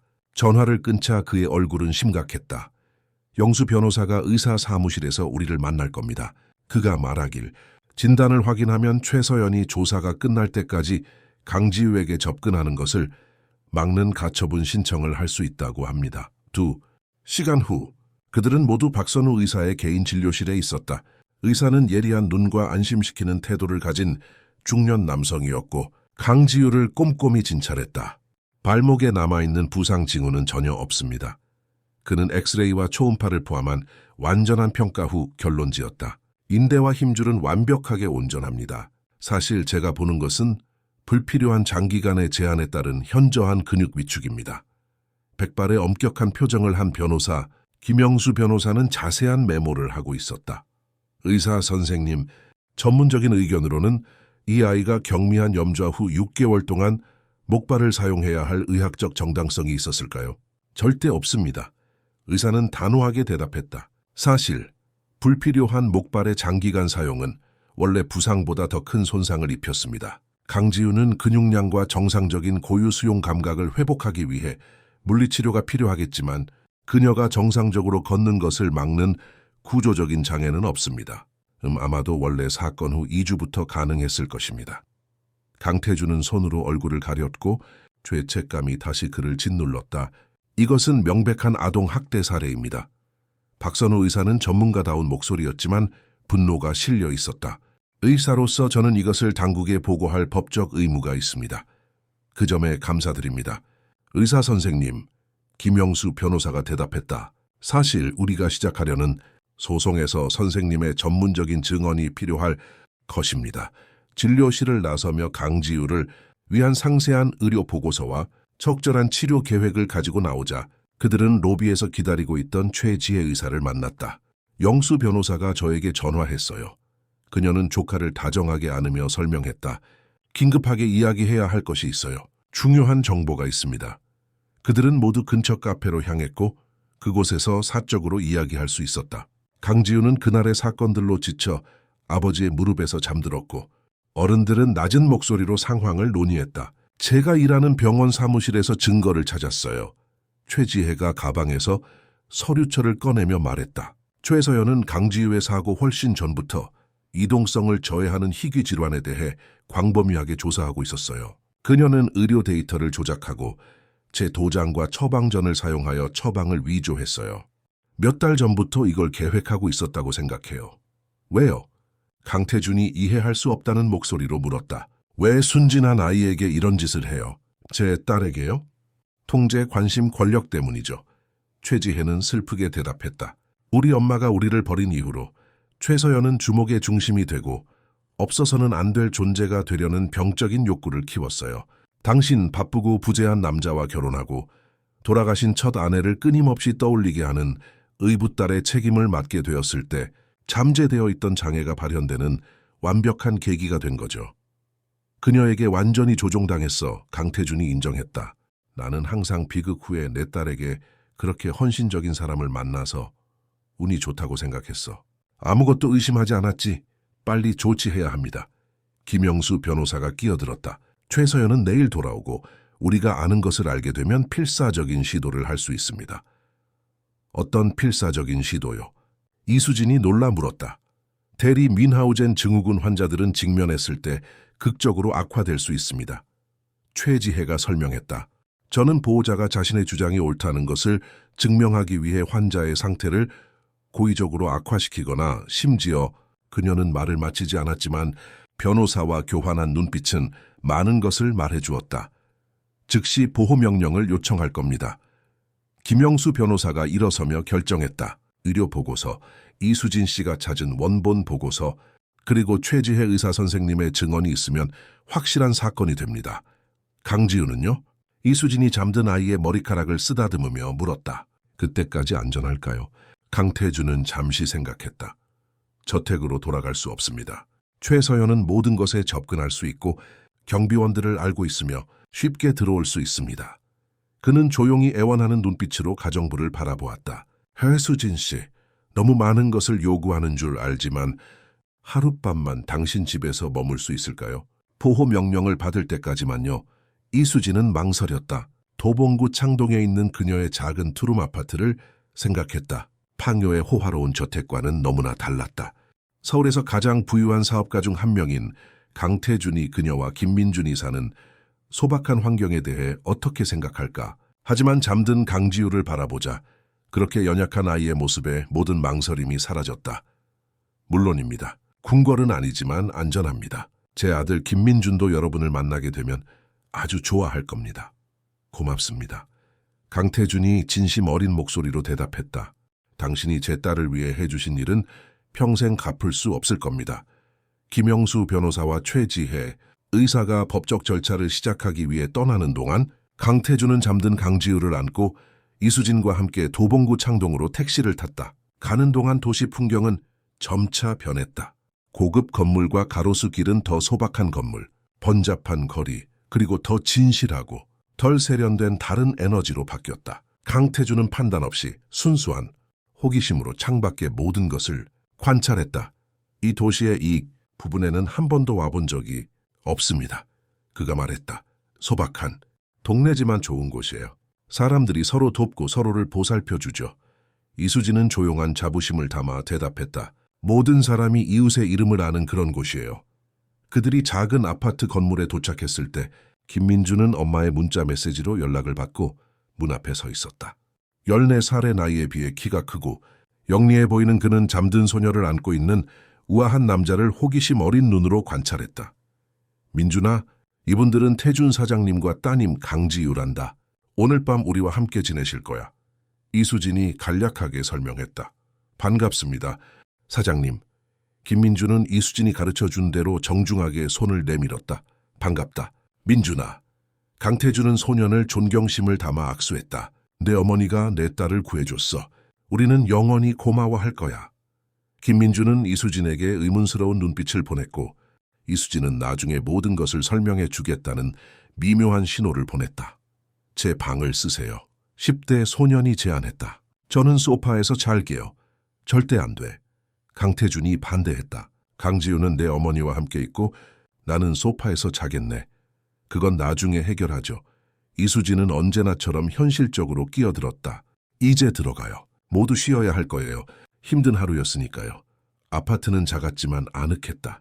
흠잡을 데 없이 깨끗하고 정돈되어 있었다. 김민준의 어린 시절 사진들이 벽을 장식하고 있었고 자랑스럽게 액자에 담긴 몇몇 학교 졸업장도 있었다. 소박하지만 사랑과 보살핌으로 가득 찬 집이었다. 강태준은 강지우를 이수진의 침대에 눕혔고 이수진은 간단한 저녁 식사를 준비했다. 밥, 콩, 양파, 스테이크, 샐러드. 사업가가 익숙했을 정교한 요리와는 비교할 수 없었지만 정성껏 만든 음식이었다. 식사하는 동안 이수진과 김민주는 교대로 강태준에게 동네, 학교 이웃에 대해 이야기했다. 사업가는 진정한 관심으로 경청했고 가끔 질문을 던지며 자신의 세상과는 너무나 다른 세상을 흡수했다. 민준이는 토목 엔지니어가 되고 싶어 해요. 이수진이 자랑스럽게 말했다. 과학영재학교 장학금을 받기 위해 공부하고 있어요. 엔지니어링은 훌륭한 선택입니다. 강태준은 감탄하며 대답했다. 제 회사에는 항상 좋은 엔지니어가 필요합니다. 때가 되면 저에게 이야기하세요. 인턴십이나 장학금 등을 도울 수 있습니다. 김민주는 눈을 크게 떴지만 그가 대답하기도 전에 강태준의 전화가 울렸다. 김형수 변호사였다. 긴급보호 명령을 받았습니다. 변호사가 알렸다. 판사는 최서연이 강지우나 당신에게 200m 이내로 접근하거나 어떤 수단으로도 연락하는 것을 금지했습니다. 경찰은 내일 서울에 도착하는 대로 그녀에게 통지할 것입니다. 저택은요? 강태준이 물었다. 법원 명령은 당신과 강지우가 집으로 돌아가는 것을 허용합니다. 최서연은 3일 후로 예정된 예비 심리까지 다른 곳을 찾아야 할 것입니다. 강태준은 감사 인사를 하고 전화를 끊은 후 이수진과 김민준에게 상황을 설명했다. 내일 집으로 돌아갈 수 있을 거야. 그가 결론지었다. 하지만 솔직히 그 모든 것을 마주할 준비가 되었는지 모르겠어. 저택 전체가 내가 아버지로서 실패했다는 것을 상기시킬 거야. 너무 자신을 자책하지 마세요. 이수진이 부드럽게 말했다. 중요한 것은 이제 사장님께서 진실을 아시고 강지우를 보호하기 위해 행동하고 계시다는 겁니다. 그게 중요합니다. 강태준은 가정부를 감사함과 그 이상의 감정으로 바라보았다. 감사함을 넘어서는 깊은 존경심이었다. 당신이 우리를 위해 해주신 일에 어떻게 보답할 수 있을까요, 이수진 씨? 보답할 필요 없습니다. 어떤 괜찮은 사람이라도 똑같이 했을 겁니다. 아니, 그렇지 않을 겁니다. 강태준이 반박했다. 당신은 제 딸을 보호하기 위해 당신의 일자리 재정적 안정을 걸었습니다. 이것은 흔치 않은 일입니다. 김민주는 그들의 상호작용을 흥미롭게 지켜보았고 두 어른 사이의 고용주 고용인 관계를 넘어서는 어떤 교감을 감지했다. 나중에 강지우를 이수진의 침대에 눕히고 강태준을 위해 김민준의 방 바닥에 임시 침대를 마련한 후 그는 소파 제안을 완강히 거절했다. 이수진은 작은 거실에 앉아 생각에 잠겼다. 김민준이 그녀 옆에 조용히 앉아 손님들을 방해하지 않도록 낮은 목소리로 말했다. 엄마, 이제 어떻게 되는 거야? 확실히는 모르겠어, 아들아. 내일 그들은 저택으로 돌아가고 새엄마는 법원 명령으로 쫓겨날 거고 강지우가 마침내 제대로 회복할 수 있기를 바라. 엄마는 거기서 계속 일할 거야. 이수진은 망설였다. 그럴 것 같지만 이 모든 것이 해결된 후에는 어떻게 될지 모르겠어. 태준 사장님은 이런 트라우마적인 사건과 관련 없는 사람, 일어난 일을 끊임없이 상기시키지 않을 사람을 원할 수도 있어. 그렇지 않을 것 같아. 10대 소년의 놀라운 통찰력으로 김민준이 말했다. 그는 엄마를 다르게 무슨 소리야, 김민준. 이수진은 꾸짖었지만 그녀의 얼굴에는 미미한 홍조가 돌았다. 그는 내 사장님이고 부유하고 강력한 사람이야. 나는 가정부고 완전히 다른 세상이야. 할머니는 항상 마음은 돈을 셀 줄 모른다고 했어. 김민주는 개구쟁이처럼 웃으며 엄마가 팔을 때리려던 것을 피했다. 잠이나 자. 이 건방진 녀석아. 이수진은 웃었지만 그의 말은 그녀가 억누르려 했던 생각들을 일깨웠다. 다음 날 아침 강지우는 생기 넘치게 일어났고 그녀의 얼굴은 몇 달 만에 가장 혈색이 좋았으며 눈은 더 빛났다. 자신이 어디에 있는지 보고 잠시 혼란스러워했지만 전날의 사건들을 기억하고 곧 미소를 지었다. 좋은 아침이에요. 이수진 씨. 그녀는 즐겁게 인사했다. 혼자 부엌까지 걸어갈 수 있어요. 물론이지, 공주님. 거실 카펫만 조심해. 소녀는 침대에서 일어나 잠시 다리를 시험해 보더니 점점 더 확고한 발걸음으로 강태준과 김민준이 이미 축구에 대해 활기차게 이야기하고 있던 부엌으로 향했다. 아빠, 민준 오빠! 보세요, 콘. 오늘 더 잘 걷고 있어요. 강태준은 딸을 팔에 안고 공중으로 들어올려 돌렸다. 내 용감한 아가씨. 너는 정말 대단해. 이수진은 가슴이 벅찬 채로 그 장면을 지켜보았다. 이것이 최서연이 그녀를 가두었던 심리적 감옥에서 벗어난 진짜 강지우였다. 활기차고 호기심 많고 생명력 넘치는 아이였다. 아침 식사는 편안하고 즐거운 시간이었다. 김민주는 강지우에게 자신의 학교책과 게임을 보여주며 몇 권 빌려주겠다고 약속했다. 강태준과 이수진은 함께 겪었던 싸움으로 맺어진 공모의 눈빛을 교환했다. 떠날 시간이 되자 강태준은 아이들이 작별 인사를 하는 동안 이수진을 옆으로 불렀다. 이수진 씨, 가능하시다면 계속 우리와 함께 일해 주셨으면 합니다. 강지우는 지금 그 어느 때보다 당신이 필요합니다. 물론입니다, 사장님. 기꺼이 계속하겠습니다. 그리고 그는 망설였다. 평소에는 자신감 넘치던 남자에게는 이상할 정도로 긴장한 모습이었다. 당신과 아들이 저택에 별채로 이사하는 것을 고려해 주셨으면 합니다. 모두에게 더 편리할 것이고 김민주는 이 지역 학교에서 최고의 교육을 받을 수 있을 것입니다. 이수진은 그 제안에 놀라 눈을 크게 떴다. 저는 너무 관대하시지만 사장님, 받아들일 수 없습니다. 부적절할 겁니다. 강태준은 살짝 웃었다. 실용적인 방법이라고 생각하세요. 제 딸을 구해준 사람이 가까이 있기를 바라는 것이 부적절할 것이 없습니다. 그는 의미심장한 침묵을 지켰다. 게다가 우리가 서로에게 배울 것이 많다고 생각합니다. 이수진이 대답하기도 전에 김민준과 강지우가 그들에게 다가왔고 작별 인사를 할 준비가 되어 있었다. 가정부는 보호 명령에 대한 모든 것이 해결된 후 그날 늦게 저택에 나타나겠다고 약속했다. 강태준과 강지우를 태운 택시가 떠나는 것을 지켜보면서 이수진은 자신의 삶이 극적으로 변할 것이라는 느낌을 지울 수 없었다. 더 좋은 방향이든 나쁜 방향이든 그것은 아직 드러나지 않았다. 최서연은 오전 10시 김포국제공항에 도착했다. 파워와 통제를 외치는 완벽한 네이비색 정장 차림이었다. 작은 바퀴 달린 가방을 끌고 도착 홀을 가로지르자 그녀의 하이힐 소리가 권위를 울렸다. 세종시로의 번개 같은 출장으로 지쳐 있었지만 변호했던 사건에서 얻은 결과에 만족했다. 그녀의 인상적인 이력에 또 하나의 승리를 추가했다. 그러나 출구 금속 탐지기를 지나자마자 2명의 집행관이 그녀에게 다가올 줄은 예상하지 못했다. 최서연 씨이십니까? 그들 중 한 명인 무표정한 중년 남자가 물었다. 네, 제가 맞습니다. 그녀는 자동적으로 대답했고 그녀의 법률적 사고는 이미 경계 상태였다. 무엇을 도와드릴까요? 선생님께 드릴 법원 소환장이 있습니다. 집행관이 밀봉된 봉투를 내밀며 설명했다. 강태준 씨와 강지우 씨를 위한 보호 명령입니다.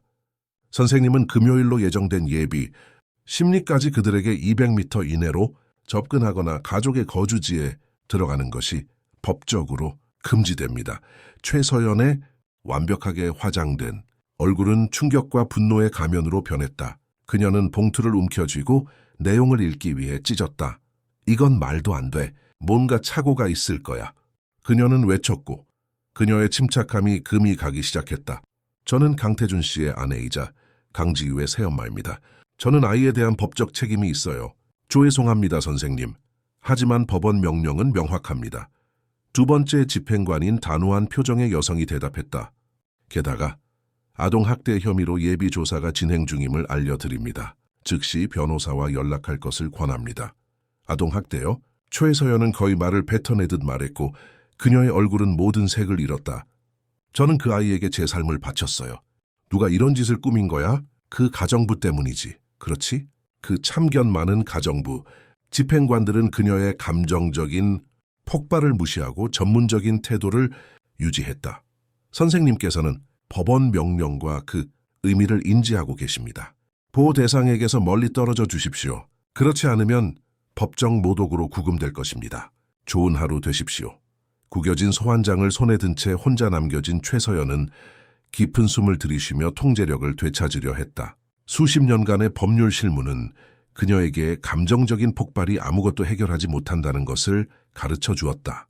전략적으로 생각해야 했다. 자신을 추스르고 며칠 전 차를 세워둔 주차장으로 향했다.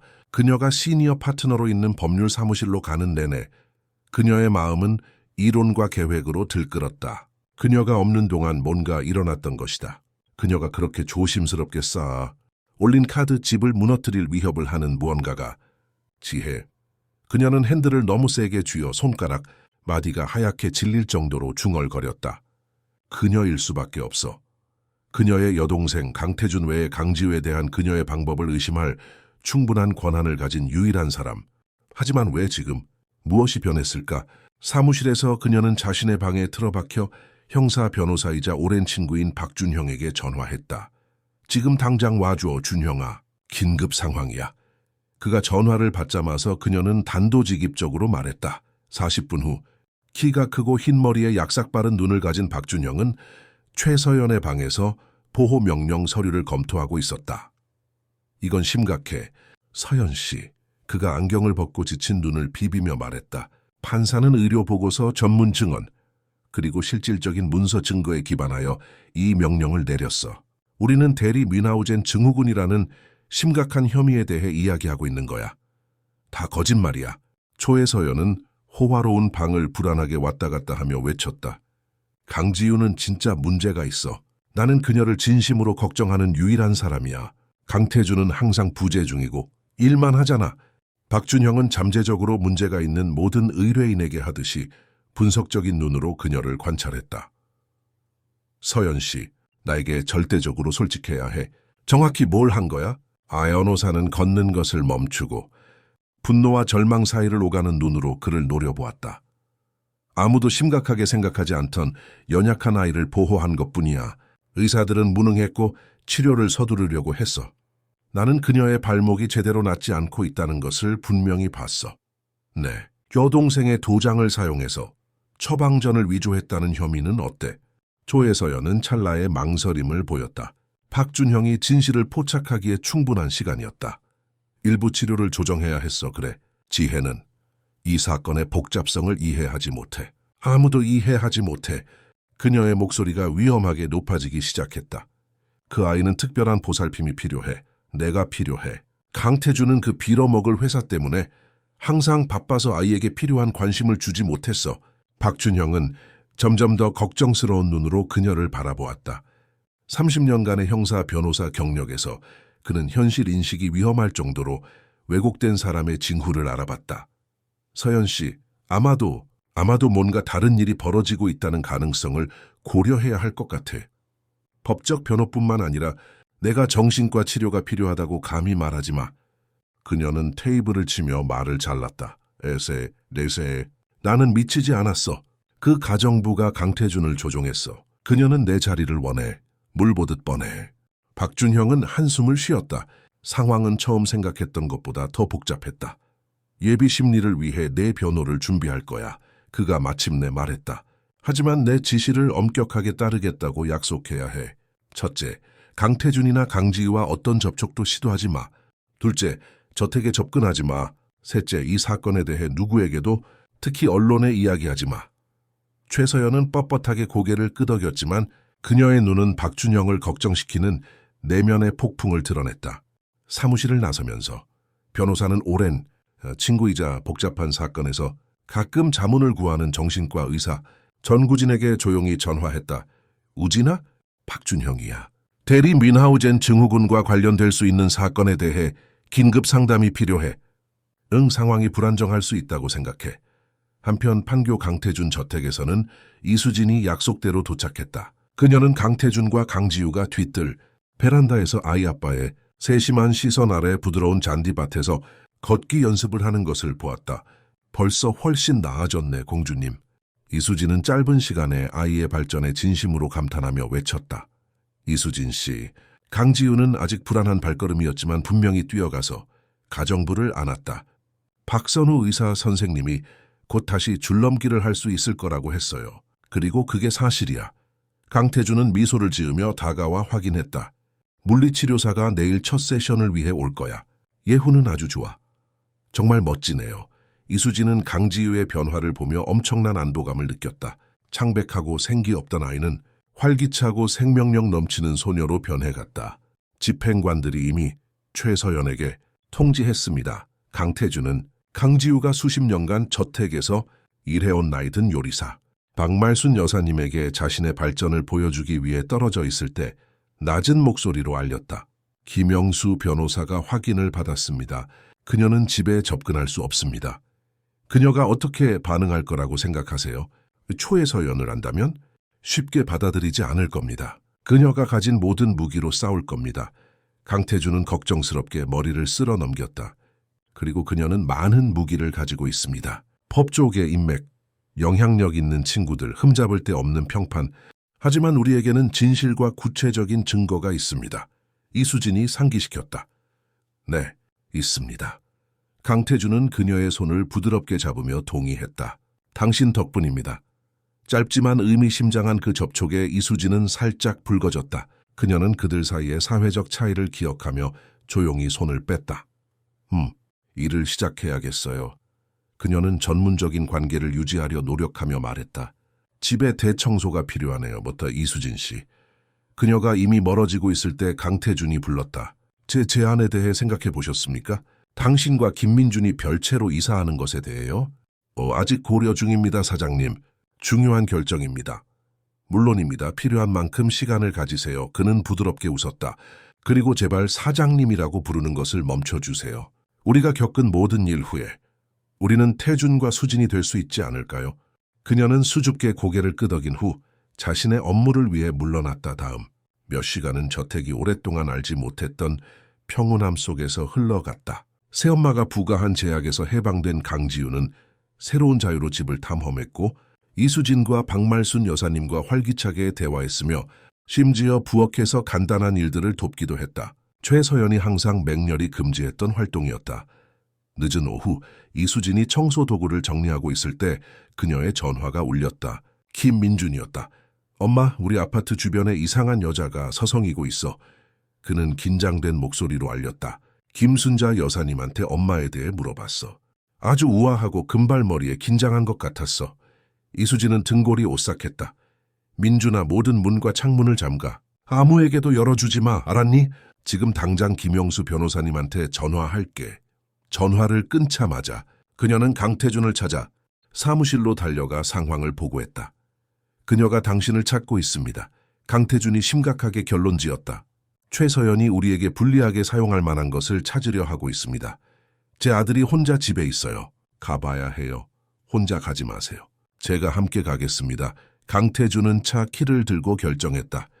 박말순 여사님이 강지우와 몇 시간 동안 함께 있을 수 있을 겁니다. 김영수 변호사에게도 알리겠습니다. 도봉구 창동으로 가는 동안 이수진은 계속해서 김민준에게 전화하려 했지만 전화는 음성 사서함으로 연결되었다. 그 아이는 항상 전화를 받는데 그녀는 걱정스럽게 중얼거렸다. 항상.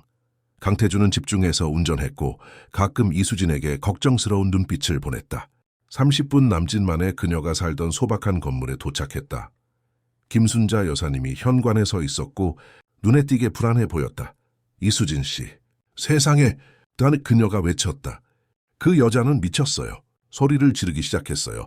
당신이 자기 가족을 파괴하고 있다고, 명예훼손으로 고소하겠다고. 김민준은 어디에 있어요?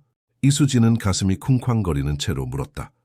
제 아파트에 남편과 함께요. 그녀가 소란을 피우기 시작한 후 그렇게 하는 것이 낫다고 생각했어요. 이수진은 강태준의 뒤를 따라 계단을 뛰어 올라갔다. 김민준은 김순자 여사님 아파트에 안전하게 있었지만 눈에 띄게 불안해하고 있었다. 엄마, 10대의 소년이 이수진을 힘껏 안으며 외쳤다. 그 여자 무서웠어. 복대에서 소리 지르면서 엄마가 사기꾼이라고, 자기 사장님을 조종하고 있다고. 최서연이 여기 왔었습니까? 강태준이 충격과 억눌린 분노가 뒤섞인 목소리로 물었다. 제정신이 아니었어요. 김순자 여사님의 남편 김영감님이 확인했다. JCTO와 모든 사람을 고소하겠다고 위협하고 이수진 씨의 평판을 망칠 거라고, 서울에서는 다시는 일자리를 얻지 못하게 할 거라고 했어요. 이것은 보호명령의 직접적인 위반입니다. 강태준은 이미 변호사와 전화통화 중이었다. 영수 변호사, 즉각적인 개입이 필요합니다. 최서연이 이수진과 그녀의 아들을 괴롭히고 있습니다. 네, 증인들이 확인합니다. 알겠습니다. 기다리겠습니다. 전화를 끊은 후 그는 이수진에게 설명했다. 김영수 변호사가 경찰에 연락하고 있습니다. 최서연은 명백히 위협적인 의도로 여기까지 와서 법원 명령을 위반했습니다. 이것은 우리의 사건을 더욱 강화할 뿐입니다. 하지만 왜 그녀가 저를 쫓아왔고 사장님을 쫓아오지 않았을까요? 이수진은 여전히 김민준을 안고 물었다. 당신이 그녀의 눈에는 가장 취약한 연결고리이기 때문입니다. 강태준이 어둡게 대답했다. 그녀는 당신을 위협하거나 신뢰를 떨어뜨리면 자신의 사건이 나아질 것이라고 생각합니다. 저는 숨길 것이 없습니다. 이수진이 단호하게 말했다면 알고 있습니다. 그리고 그것이 바로 그녀가 원하는 것을 얻지 못할 이유입니다. 20분 후 경찰차 한 대가 건물 앞에 주차했다. 경찰관들은 최서연의 불규칙한 행동을 목격한 다른 이웃들을 포함하여 참석한 모든 사람들의 진술을 받았다. 이것은 심각합니다. 진지한 표정의 여성 경찰관이 말했다. 부작사, 댄저, 보호명령 위반은 범죄입니다. 최서연 씨를 즉시 찾아내겠습니다. 경찰관들이 일을 하는 동안 강태준은 이수진의 팔꿈치를 잡고 더 조용한 구석으로 안내했다. 이수진 씨, 이 모든 일 후에 당신과 김민준이 여기 머무는 것을 허락할 수 없습니다. 최서연은 이 주소를 알고 있고 당신들이 취약하다는 것을 알고 있습니다. 하지만 여기가 우리 집이에요. 그녀는 약하게 항의했지만 그녀도 걱정하고 있었다. 제 제안을 다시 고려해 주세요. 저택의 별채에는 24시간 보안, 전자게이트 경보 시스템이 있습니다. 이 상황이 해결될 때까지 당신들은 보호받을 수 있을 겁니다. 이수진은 경찰관들과 이야기하는 김민준을 바라보았다. 그의 어린 얼굴에는 어떤 10대도 짊어져서는 안 될 걱정이 역력했다. 좋아요. 그녀는 마침내 동의했다. 하지만 이 문제가 해결될 때까지만 임시로요. 강태준은 조용한 감사함으로 그녀의 손을 잡았다. 한편 서울 중심부의 고급 호텔배서 최서연은 세 번째 마티니를 마시고 있었고 그녀의 휴대폰은 박준형의 전화로 끊임없이 진동했다. 그녀는 모두 무시했다. 보통 날카롭고 전략적이었던 그녀의 마음은 분노와 알코올로 흐려져 있었다. 강태준이 어떻게 감히 그녀를 이렇게 배신할 수 있지? 그녀의 여동생 최지혜가 어떻게 그녀에게 등을 돌릴 수 있지? 그리고 그 참견 많은 가정부, 분명히 강태준의 재산을 노리고 있었고 그 바보 같은 강지우를 징검다리로 이용하고 있었다. 최서연 씨이십니까? 낮은 목소리가 그녀를 어두운 생각에서 끌어냈다. 고개를 들자 두 명의 경찰관이 그녀의 테이블 옆에 서 있는 것이 보였다. 네? 그녀는 퉁명스럽게 대답했다.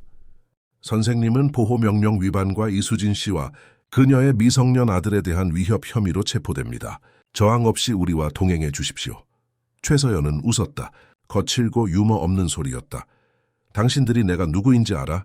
나는 형사 변호사이고 최강법률사무소의 파트너야. 영장 없이 나를 체포할 수는 없어. 영장 있습니다, 선생님. 경찰관이 서류를 제시하며 대답했다. 그리고 우리는 선생님이 누구인지 정확히 알고 있으며 이 상황을 더욱 심각하게 만듭니다. 최서연은 갑자기 일어서며 의자를 넘어뜨렸다. 이건 말도 안 돼. 음모야. 그 가정부가 모든 것을 조종하고 있어. 그녀는 내 자리를 빼앗으려 해. 다른 호텔 손님들은 호기심과 불편함을 느끼며 그 장면을 지켜보았다. 선생님, 제발 더 어렵게 만들지 마세요. 경찰관이 요청했다. 평화롭게 우리와 함께 가주세요. 잠시 동안 최서연이 저항할 것처럼 보였다. 그녀의 눈은 거의 비합리적인 분노로 번뜩였다. 하지만 스위치가 꺼진 것처럼 그녀는 전문적인 침착함을 되찾았다. 네, 변호사에게 전화할 거야. 그녀는 차갑게 말했다. 그리고 너희 모두 이 불필요한 당혹감을 깊이 후회하게 될 거야. 경찰서에서 최서연은 이미 기다리고 있던 박준형을 만났고 그의 심각한 얼굴은 상황의 심각성을 반영했다. 너는 내 모든 지시를 무시했어. 그들이 신문실에서 단둘이 남자마자 그가 말했다. 보호명령을 위반하고 증인을 위협하고 공공소란을 일으켰어. 서연 씨, 너는 내 사건을 스스로 망치고 있어. 그 여자가 내 가족을 파괴하고 있어, 준형아. 최서연은 테이블을 치며 외쳤다. 그녀가 강태준을 조종하고 강지우를 내게서 멀어지게 하고 있어. 나는 그녀와 맞서서 내가 쉽게 위협받지 않는다는 것을 보여줄 필요가 있었어. 네가 얻은 것은 너에게 불리한 사건을 강화한 것뿐이야. 그가 엄하게 대답했다. 이제 아동학대 혐의 외에 법원 명령 위반과 위협 혐의까지 추가됐어. 솔직히 내가 계속 네 변호사를 해야 할지 의문이 들기 시작했어. 박준형의 분석적인 냉정함이 마침내 최서연의 부정의 벽을 뚫고 들어간 것 같았다. 그녀는 갑자기 지쳐 의자에 주저앉았다. 이제 어떻게 되는 거야? 그녀는 이전의 오만함을 모두 잃은 목소리로 물었다. 보석으로 석방되도록 노력하겠지만 아마도 밤새 구금되어 있을 거야. 이 새로운 사건들 때문에 예비 심리가 내일로 앞당겨졌어. 박준형은 깊은 한숨을 쉬었다. 서연 씨, 내 친구로서 그리고 변호사로서 너는 도움이 필요할 수도 있다는 가능성을 고려해야 해. 전구진 의사 선생님을 데려왔어. 너와 이야기할 거야. 정신과 의사요. 초에서연은 쓰디쓴 웃음을 지었다. 너도 내가 미쳤다고 생각하는구나. 네가 고통받고 있고 그것이 위험한 방식으로 내 판단에 영향을 미치고 있다고 생각해. 박준형은 솔직하게 대답했다. 제발 그분과 이야기해봐. 한편 판교 강태준 저택에서는 이수진과 김민준이 별채의 자리를 잡았다. 별채는 3개의 침실, 넓은 거실, 완비된 주방을 갖춘 매력적인 건물로 본체와 아름다운 정원으로 분리되어 있었다. 판교 기준으로는 소박했지만 그들이 살던 아파트보다 쉽게 3배는 더 컸다. 이건 임시적인 거야. 이수진은 아들에게 서둘러 가져온 몇 안 되는 옷을 정리하며 상기시켰다. 상황이 해결될 때까지만. 알겠어, 엄마. 김민주는 자신에게 배정된 방을 감탄하며 말했다. 넓고 넓은 책상과 편안한 침대가 있었다. 하지만 정말 멋지다는 건 인정해야 해. 이수진은 아들이 그날의 스트레스 후 긴장을 풀고 있는 것을 보고 안도하며 웃었다. 본차에서는 강지유가 이미 방에 있었고 이제 임시 보모 역할을 맡은 박말순 여사님이 함께 있었다. 강태준은 이수진과 김민준이 편안하게 지내고 있는지 확인한 후 김영수 변호사와 통화하기 위해 자신의 사무실로 물러났다. 최서연은 체포에 어떻게 반응했습니까? 그가 위스키 한 잔을 따르며 물었다. 좋지 않았습니다. 전화 반대편에서 변호사가 대답했다. 박준형 변호사가 저에게 전화했습니다. 그는 그녀의 정신 상태에 대해 진심으로 걱정하고 있습니다. 그녀를 평가하기 위해 정신과 의사를 데려왔습니다. 그럼 내일 심리는요? 대어스 우리는 잘 준비되어 있습니다. 보호명령 위반과 추가 증언으로 판사는 분명히 접근 금지 명령을 연장할 것입니다. 아동학대 조사는 별도로 진행되며 공식적인 기소로 이어질 가능성이 높습니다. 전화를 끊은 후 강태준은 컵 속에 호박색 액체를 응시했다. 그의 일부는 최서연에 대한 마지못한 연민을 느꼈다. 분명히 그녀는 자신만의 악마와 싸우고 있었다. 하지만 다른 부분, 아버지의 부부는 그녀가 강지우에게 한 일을 용서할 수 없었다. 문이 부드럽게 두드리는 소리가 그의 생각을 방해했다. 이수진이었다고 방해해서 죄송합니다. 그녀는 망설이며 말했다. 별채에 대해 감사 인사를 드리고 싶었습니다. 정말 관대하십니다. 제가 할 수 있는 최소한입니다. 그가 몸짓으로 그녀를 들어오게 하며 대답했다. 김민주는 어떻습니까? 놀랍도록 잘 적응하고 있습니다. 이수진이 웃었다. 나이가 도움이 되는 것 같아요. 14살에게는 모든 것이 모험이죠. 당신은요? 이 모든 일에 대해 어떻게 느끼십니까? 이수진은 망설이며 신중하게 단어를 골랐다. 주로 걱정됩니다. 최서연 씨가 불안정해 보여요. 그녀가 그런 식으로 저를 쫓아올 줄은 상상도 못했습니다. 저도요. 강태준이 인정했다. 헬레나. 제 첫 아내가 떠난 후 3년 전에 최서연을 만났습니다. 그녀는 항상 침착하고 통제력이 있는 것처럼 보였습니다. 제가 그녀를 진정으로 알지 못했던 것 같습니다. 때로는 사람들이 자신의 상처를 잘 숨기기도 하죠. 이수진이 부드럽게 말했다. 강태준은 새로운 눈으로 그녀를 바라보았다. 그의 집을 청소하는 이 여인은 그의 많은 경영진 동료들이 부족한 지혜를 가지고 있었다. 맞아요. 모두가 무언가를 숨기고 있는 것 같아요. 그렇죠? 그는 의미심장한 침묵을 지켰다. 엄마. 이수진 씨, 어제부터 하고 싶었던 말이 있었는데 적절한 순간을 찾지 못했습니다. 전화가 갑자기 울리며 중요한 대화가 될 뻔한 것을 방해했다. 김영수 변호사로부터의 긴급 소식이었다. 태준 씨, 심각한 일이 생겼습니다. 최서연이 경찰서에서 자해를 시도했습니다. 응급 정신과 치료를 위해 이송되고 있습니다. 세상에, 강태준이 창백해지며 중얼거렸다. 그녀는 살아있지만 상황이 심각합니다. 박준형 변호사가 그녀와 함께 있습니다. 정신과 의사는 초기 평가에서 이미 우려스러운 징후를 발견했습니다. 전화를 끊은 후 강태준은 이수진에게 일어난 일을 보고했고 이수진은 충격에 입을 가렸다. 저 끔찍하네요. 그녀는 최서연이 한 모든 일에도 불구하고 진심으로 당황하며 말했다. 이제 어떻게 되는 거죠? 심리는 아마 연기될 겁니다. 최서연은 전문적인 치료가 필요합니다. 강태준은 깊은 한숨을 쉬었다. 그녀가 무슨 짓을 했든 누구에게도 그런 고통을 바라지 않습니다. 이수진은 부드럽게 그의 팔에 손을 얹었다. 빨보다 더 많은 위로를 전하는 단순한 몸짓이었다. 사장님은 좋은 분이세요, 태준 씨. 강지우는 사장님 같은 아버지를 둔 것이 행운입니다.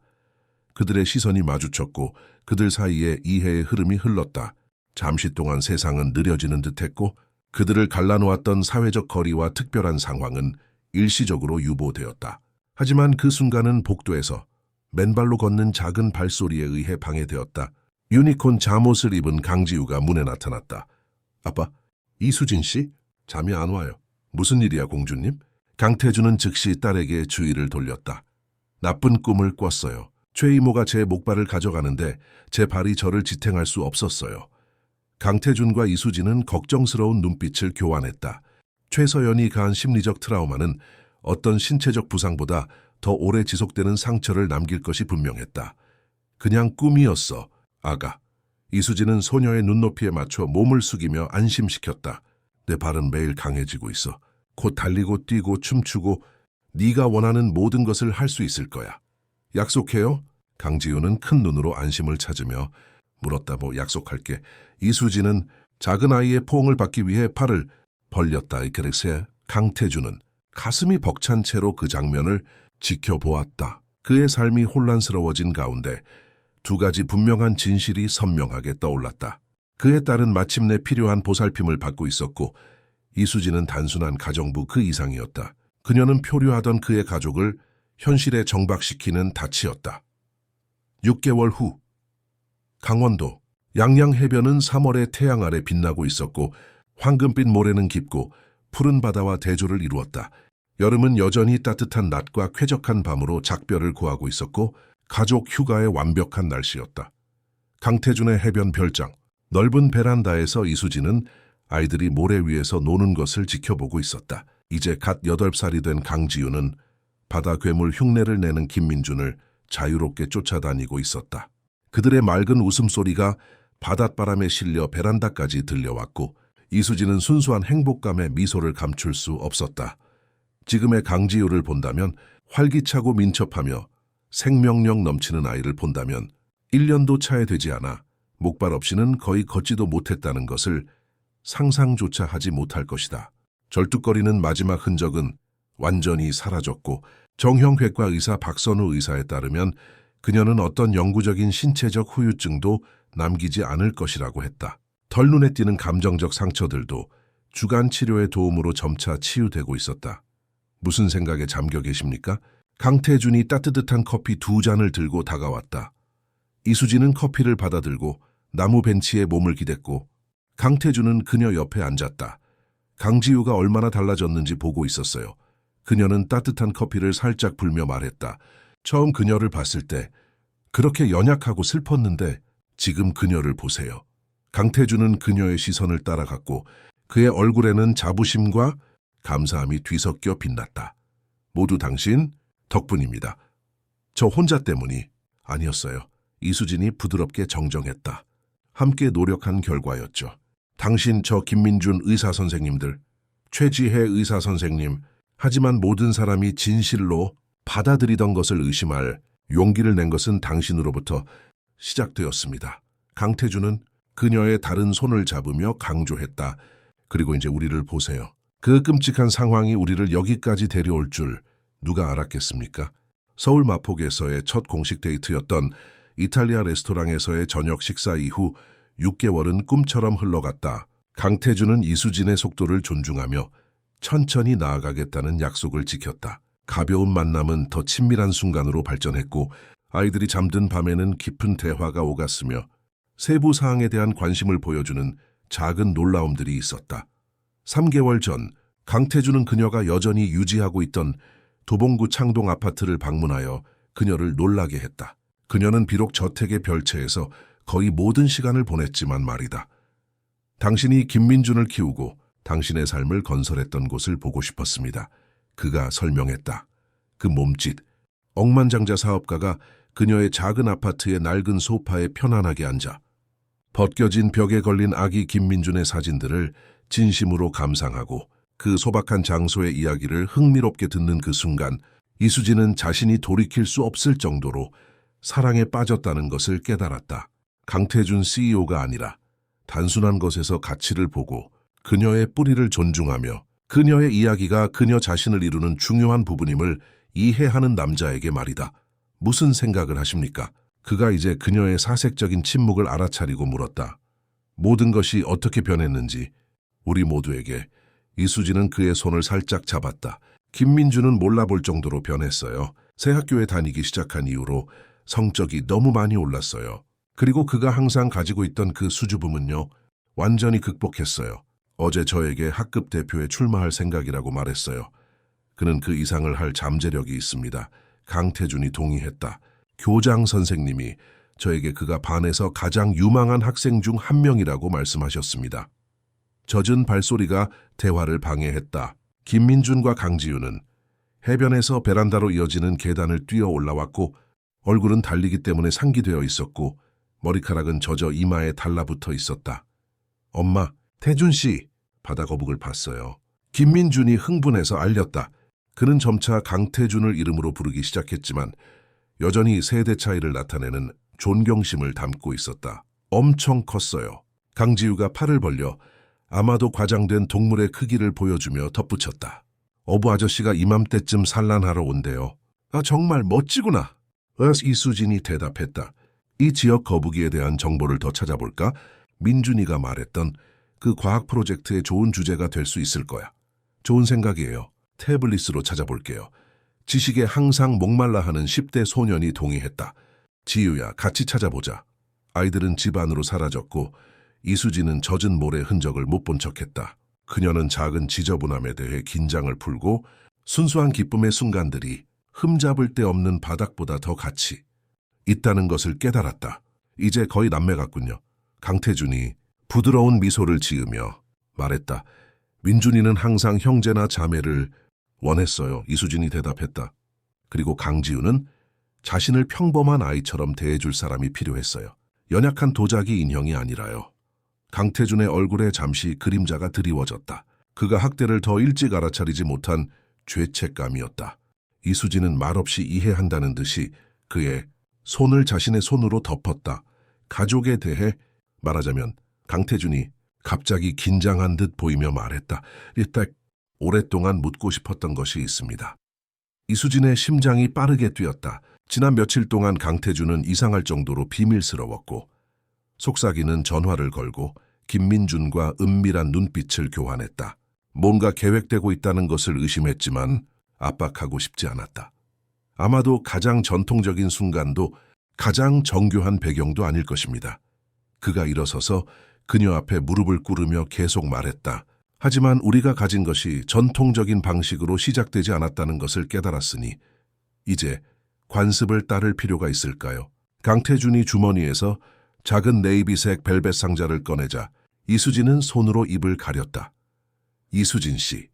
그가 눈에 분명한 감동에도 불구하고 확고한 목소리로 말했다. 당신은 제가 상상할 수 없었던 방식으로 저와 강지유의 삶을 변화시켰습니다. 차가운 형식만을 알던 집에 빛과 기쁨, 진정한 사랑을 가져다 주었습니다. 돈이나 지위 때문이 아니라 모든 결정과 불안감을 가진 저라는 남자를 완전히 받아주는 사람을 찾을 수 있을 거라고는 생각하지 못했습니다. 그는 작은 상자를 열었고 화려하지 않으면서도 우아한 하나의 솔리테어 다이아몬드가 박힌 섬세한 반지가 드러났다. 저에게 진정한 삶의 가치를 보여주시겠습니까? 저와 함께 가족을 이루어 주시겠습니까? 제 아내, 제 파트너, 제 친구가 되어주시겠습니까? 이수진의 얼굴에는 말없는 눈물이 흘러내렸다. 놀라움의 눈물이 아니었다. 어떤 면에서는 그들이 이 순간으로 향하고 있다는 것을 알고 있었지만 여기까지 온 여정에 대한 깊은 감동의 눈물이었다. 태준 씨, 저는 그녀의 목소리는 감동으로 막혀 말을 잇지 못했다. 그녀가 말을 계속하기도 전에 그녀는 억눌린 웃음소리를 들었다. 돌아보니 김민준과 강지유가 베란다 문틈으로 엿보고 있었고 조용히 하려 했지만 처참하게 실패하고 있었다. 너희들 알고 있었니? 하수진은 미소 지으며 눈물을 닦았다. 반지 고르는 걸 민준 오빠가 도와줬어요. 강지우는 더 이상 비밀을 참지 못하고 폭로했다. 그리고 지우가 여기서 해변에서 청혼하라고 제안했어요. 김민준이 웃으며 덧붙였다. 몇 달 동안 당신들을 응원하고 있었어요. 이수진은 아이들을 바라보았고 여전히 그녀 앞에 끈기 있게 무릎을 꿇고 있는 강태준을 바라보았다. 그리고 그녀의 마음은 사랑으로 넘쳐났다. 이것이 그녀의 가족이었다. 혈연으로 맺어진 것이 아니라 시련 극복 그리고 사회적 관습과 기대를 초월하는 사랑을 통해 만들어진 가족이었다. 네, 그녀는 마침내 그 완벽한 아침 하늘처럼 확고하고 분명한 목소리로 대답했다. 네, 강태준 씨, 당신의 아내가 되겠습니다. 아이들은 환호하며 폭발했고 강태준은 그녀의 손가락에 반지를 끼워주었다. 김민준이 비밀리에 알아낸 사이즈 덕분에 완벽하게 맞았다. 약혼을 봉인하는 키스는 강지우와 김민준에 의해 방해받았다. 그들은 저항하지 못하고 달려와 함께 포옹했고 넷은 가족으로서 항상 함께하겠다는 조용한 약속 속에서 서로 얽혀 있었다. 그날의 나머지는 즉흥적인 축제였다. 강태준은 냉장고에 우연히 보관되어 있던 샴페인 한 병을 땄고 강지우와 김민준은 정원에서 주운 조개 껍데기와 꽃으로 집을 장식했다. 그들은 모래 위에서 피크닉을 즐기고 웃고 미래 계획에 대해 이야기했으며 주황색, 분홍색, 보라색으로 하늘을 물들이는 석양을 함께 감상했다. 아이들이 그날의 감동으로 지쳐 잠들자 이수진과 강태준은 다시 베란다에 앉아 이제 별이 빛나는 하늘 아래 파도 소리가 그 순간에 완벽한 멜로디를 만들어냈다. 아직 중요한 소식을 말하지 않았습니다. 강태준이 그녀의 손가락을 자신의 손가락과 얽으며 말했다. 어제 최지혜 의사 선생님에게 전화가 왔어요. 최서연 씨에 대해서요? 이수진이 갑자기 주에 깊게 물었다. 네, 의료진은 지난 몇 달 동안 그녀가 상당한 진전을 보였다고 생각합니다. 제한적인 감독회 방문을 시작할 계획입니다. 이수진은 속이 답답했다. 모든 일에도 불구하고 최서연을 생각하면 강지우의 고통이 떠올라 여전히 힘들었다. 그것에 대해 어떻게 느끼세요? 그녀는 조심스럽게 물었다. 혼란스럽습니다. 강태준이 인정했다. 제 일부는 그녀가 한 일에 대해 여전히 많은 원한을 품고 있습니다. 하지만 다른 일부는 그녀가 아팠고 도움이 필요했다는 것을 인정합니다. 그리고 의사들에 따르면 그녀는 치료에 정말 노력하고 있다고 합니다. 강지우는요? 새엄마를 다시 만날 준비가 되었다고 생각하세요? 지금은 아닙니다. 강태준이 단호하게 대답했다. 강지우의 심리상담사는 아직 너무 이르다고 생각합니다. 아마도 미래에 많은 준비와 지원이 있다면 가능할 수도 있겠죠. 당분간은 최서연이 편지를 보낼 수 있도록 동의했습니다. 그 편지들은 강지우에게 전달되기 전에 의사들과 저희가 검토할 것입니다. 이수진은 신중한 접근 방식에 안도하며 고개를 끄덕였다. 공정하네요. 최서연 씨에게는 보상할 기회를 주고 강지우는 보호받을 수 있고요. 정확합니다. 강태준이 그녀의 손을 부드럽게 잡았다. 그리고 그것이 제가 이수진 씨를 그토록 사랑하는 이유입니다. 당신은 원한을 넘어설 수 있고 가장 어려운 상황에서도 연민을 찾을 수 있습니다. 모두가 두 번째 기회를 받을 자격이 있다고 생각해요. 그녀는 자신의 여정을 생각하며 대답했다. 이전처럼은 아니지만 배운 교훈 위에 세워진 새로운 무언가로요. 그들은 잠시 동안 조용히 앉아 있었다. 그들 앞에 광활한 바다를 응시했다. 그것은 그들 앞에 펼쳐진 미래와 너무나도 닮아 있었다. 거대하고 때로는 두렵지만 가능성으로 가득 찬 그래서 강태준이 마침내 입가에 미소를 띠며 말했다. 전 가정부와 백만장자, 드라마 제목 같지 않습니까? 이수진은 웃으며 그의 팔을 장난스럽게 툭 쳤다. 해피엔딩, 드라마 같네요. 가능한 한 가장 행복한 그가 동의하며 그녀에게 부드럽게 키스했다. 다음 주 서울로 돌아온 이수진은 미뤄왔던 결정을 마침내 내렸다. 도봉구 창동 아파트의 열쇠를 새 세입자에게 넘겨주었다. 비록 아들 김민준을 혼자 키웠던 작은 집에 대한 향수가 남아 있었지만 이제는 새로운 삶의 장을 완전히 받아들일 때라는 것을 알았다. 결혼 준비는 조용히 시작되었다. 이수진은 자신들에게 정말 중요한 사람들만 참석하는 소박하고 친밀한 결혼식을 고집했다. 쉽게 화려한 이벤트를 조직할 수 있었던 강태준은 그녀의 소원을 존중했다. 가치는 화려함이 아니라 결합에 있다는 것을 이해했기 때문이다. 김민주는 이제 자신의 실력으로 서울에서 가장 명문 고등학교의 전액 장학금 프로그램에 공식적으로 합격했고 학업적으로 크게 성장했다. 특히 강태준이 회사의 중요한 프로젝트들을 보여준 후 토목 엔지니어가 되겠다는 그의 꿈은 매일 더 명확해졌다. 강지우는 신체적으로 완전히 회복되었고 발레에 대한 열정을 발견했다. 아이러니하게도 발레는 최서연이 다시는 가질 수 없을 것이라고 설득하려 했던 바로 그 종류의 이동성과 균형을 요구하는 활동이었다. 그녀의 무용학교 공연은 필수 가족 행사가 되었고 모두가 맨 앞줄에서 열렬히 박수를 보냈다. 어느 일요일 오후 약혼 파티를 위한 사진 앨범을 정리하던 이수진은 강태준 저택에서 일했던 첫날 찍은 오래된 사진 한 장을 발견했다. 사진 속 그녀는 심각하고 긴장한 표정으로 단순한 가정부 유니폼을 입고 있었고 카메라가 불편한 것이 분명했다. 그 옆에 그녀는 최근 사진을 놓았다. 그녀와 강태준, 김민준, 강지우가 해변에서 모두 환하게 웃고 선텐된 피부로 팔짱을 끼고 단체 포옹을 하는 사진이었다. 변화는 그녀의 더 편안한 모습이나 더 우아한 옷차림뿐만 아니라 주로 눈빛의 빛, 자신감 있는 자세, 그리고 발산되는 진정한 행복에서 분명하게 드러났다. 삶은 놀라운 변화를 겪는구나. 그녀는 사진 위로 손가락을 다정하게 쓸어 넘기며 혼잣말했다. 강태준이 그녀가 앨범을 정리하던 사무실 문에 나타나 다정하게 그녀를 바라보았다. 재미있는 것을 찾았습니까? 그가 다가와 사진을 보며 물었다. 우리 이야기요. 이수진은 사진들 사이에 대조를 보여주며 대답했다. 가정부와 사장에서 약혼자로 누가 알았겠어요. 강태준은 그녀 옆에 앉아 향수에 잠긴 미소로 사진들을 살펴보았다. 여기서 무엇을 보는지 아십니까? 그가 오래된 사진을 가리키며 말했다. 저는 제가 무슨 일이 일어나는지 너무 눈이 멀어보지 못했을 때 제 딸을 구해준 용감한 여인을 봅니다. 겨우 아는 아이를 위해 모든 것을 걸었던 강한 여인을 봅니다. 그는 최근 사진으로 시선을 돌렸다. 그리고 여기서 저는 바로 그 특별한 여인이 마침내 마땅히 받아야 할 행복을 누리고 있는 것을 봅니다. 이수진은 그의 어깨에 머리를 기댔고 이전에 상상할 수 없었던 깊은 평화를 느꼈다. 결국 모든 것이 마땅히 그래야 할 대로 일어났다고 생각해요. 그녀는 반성했다.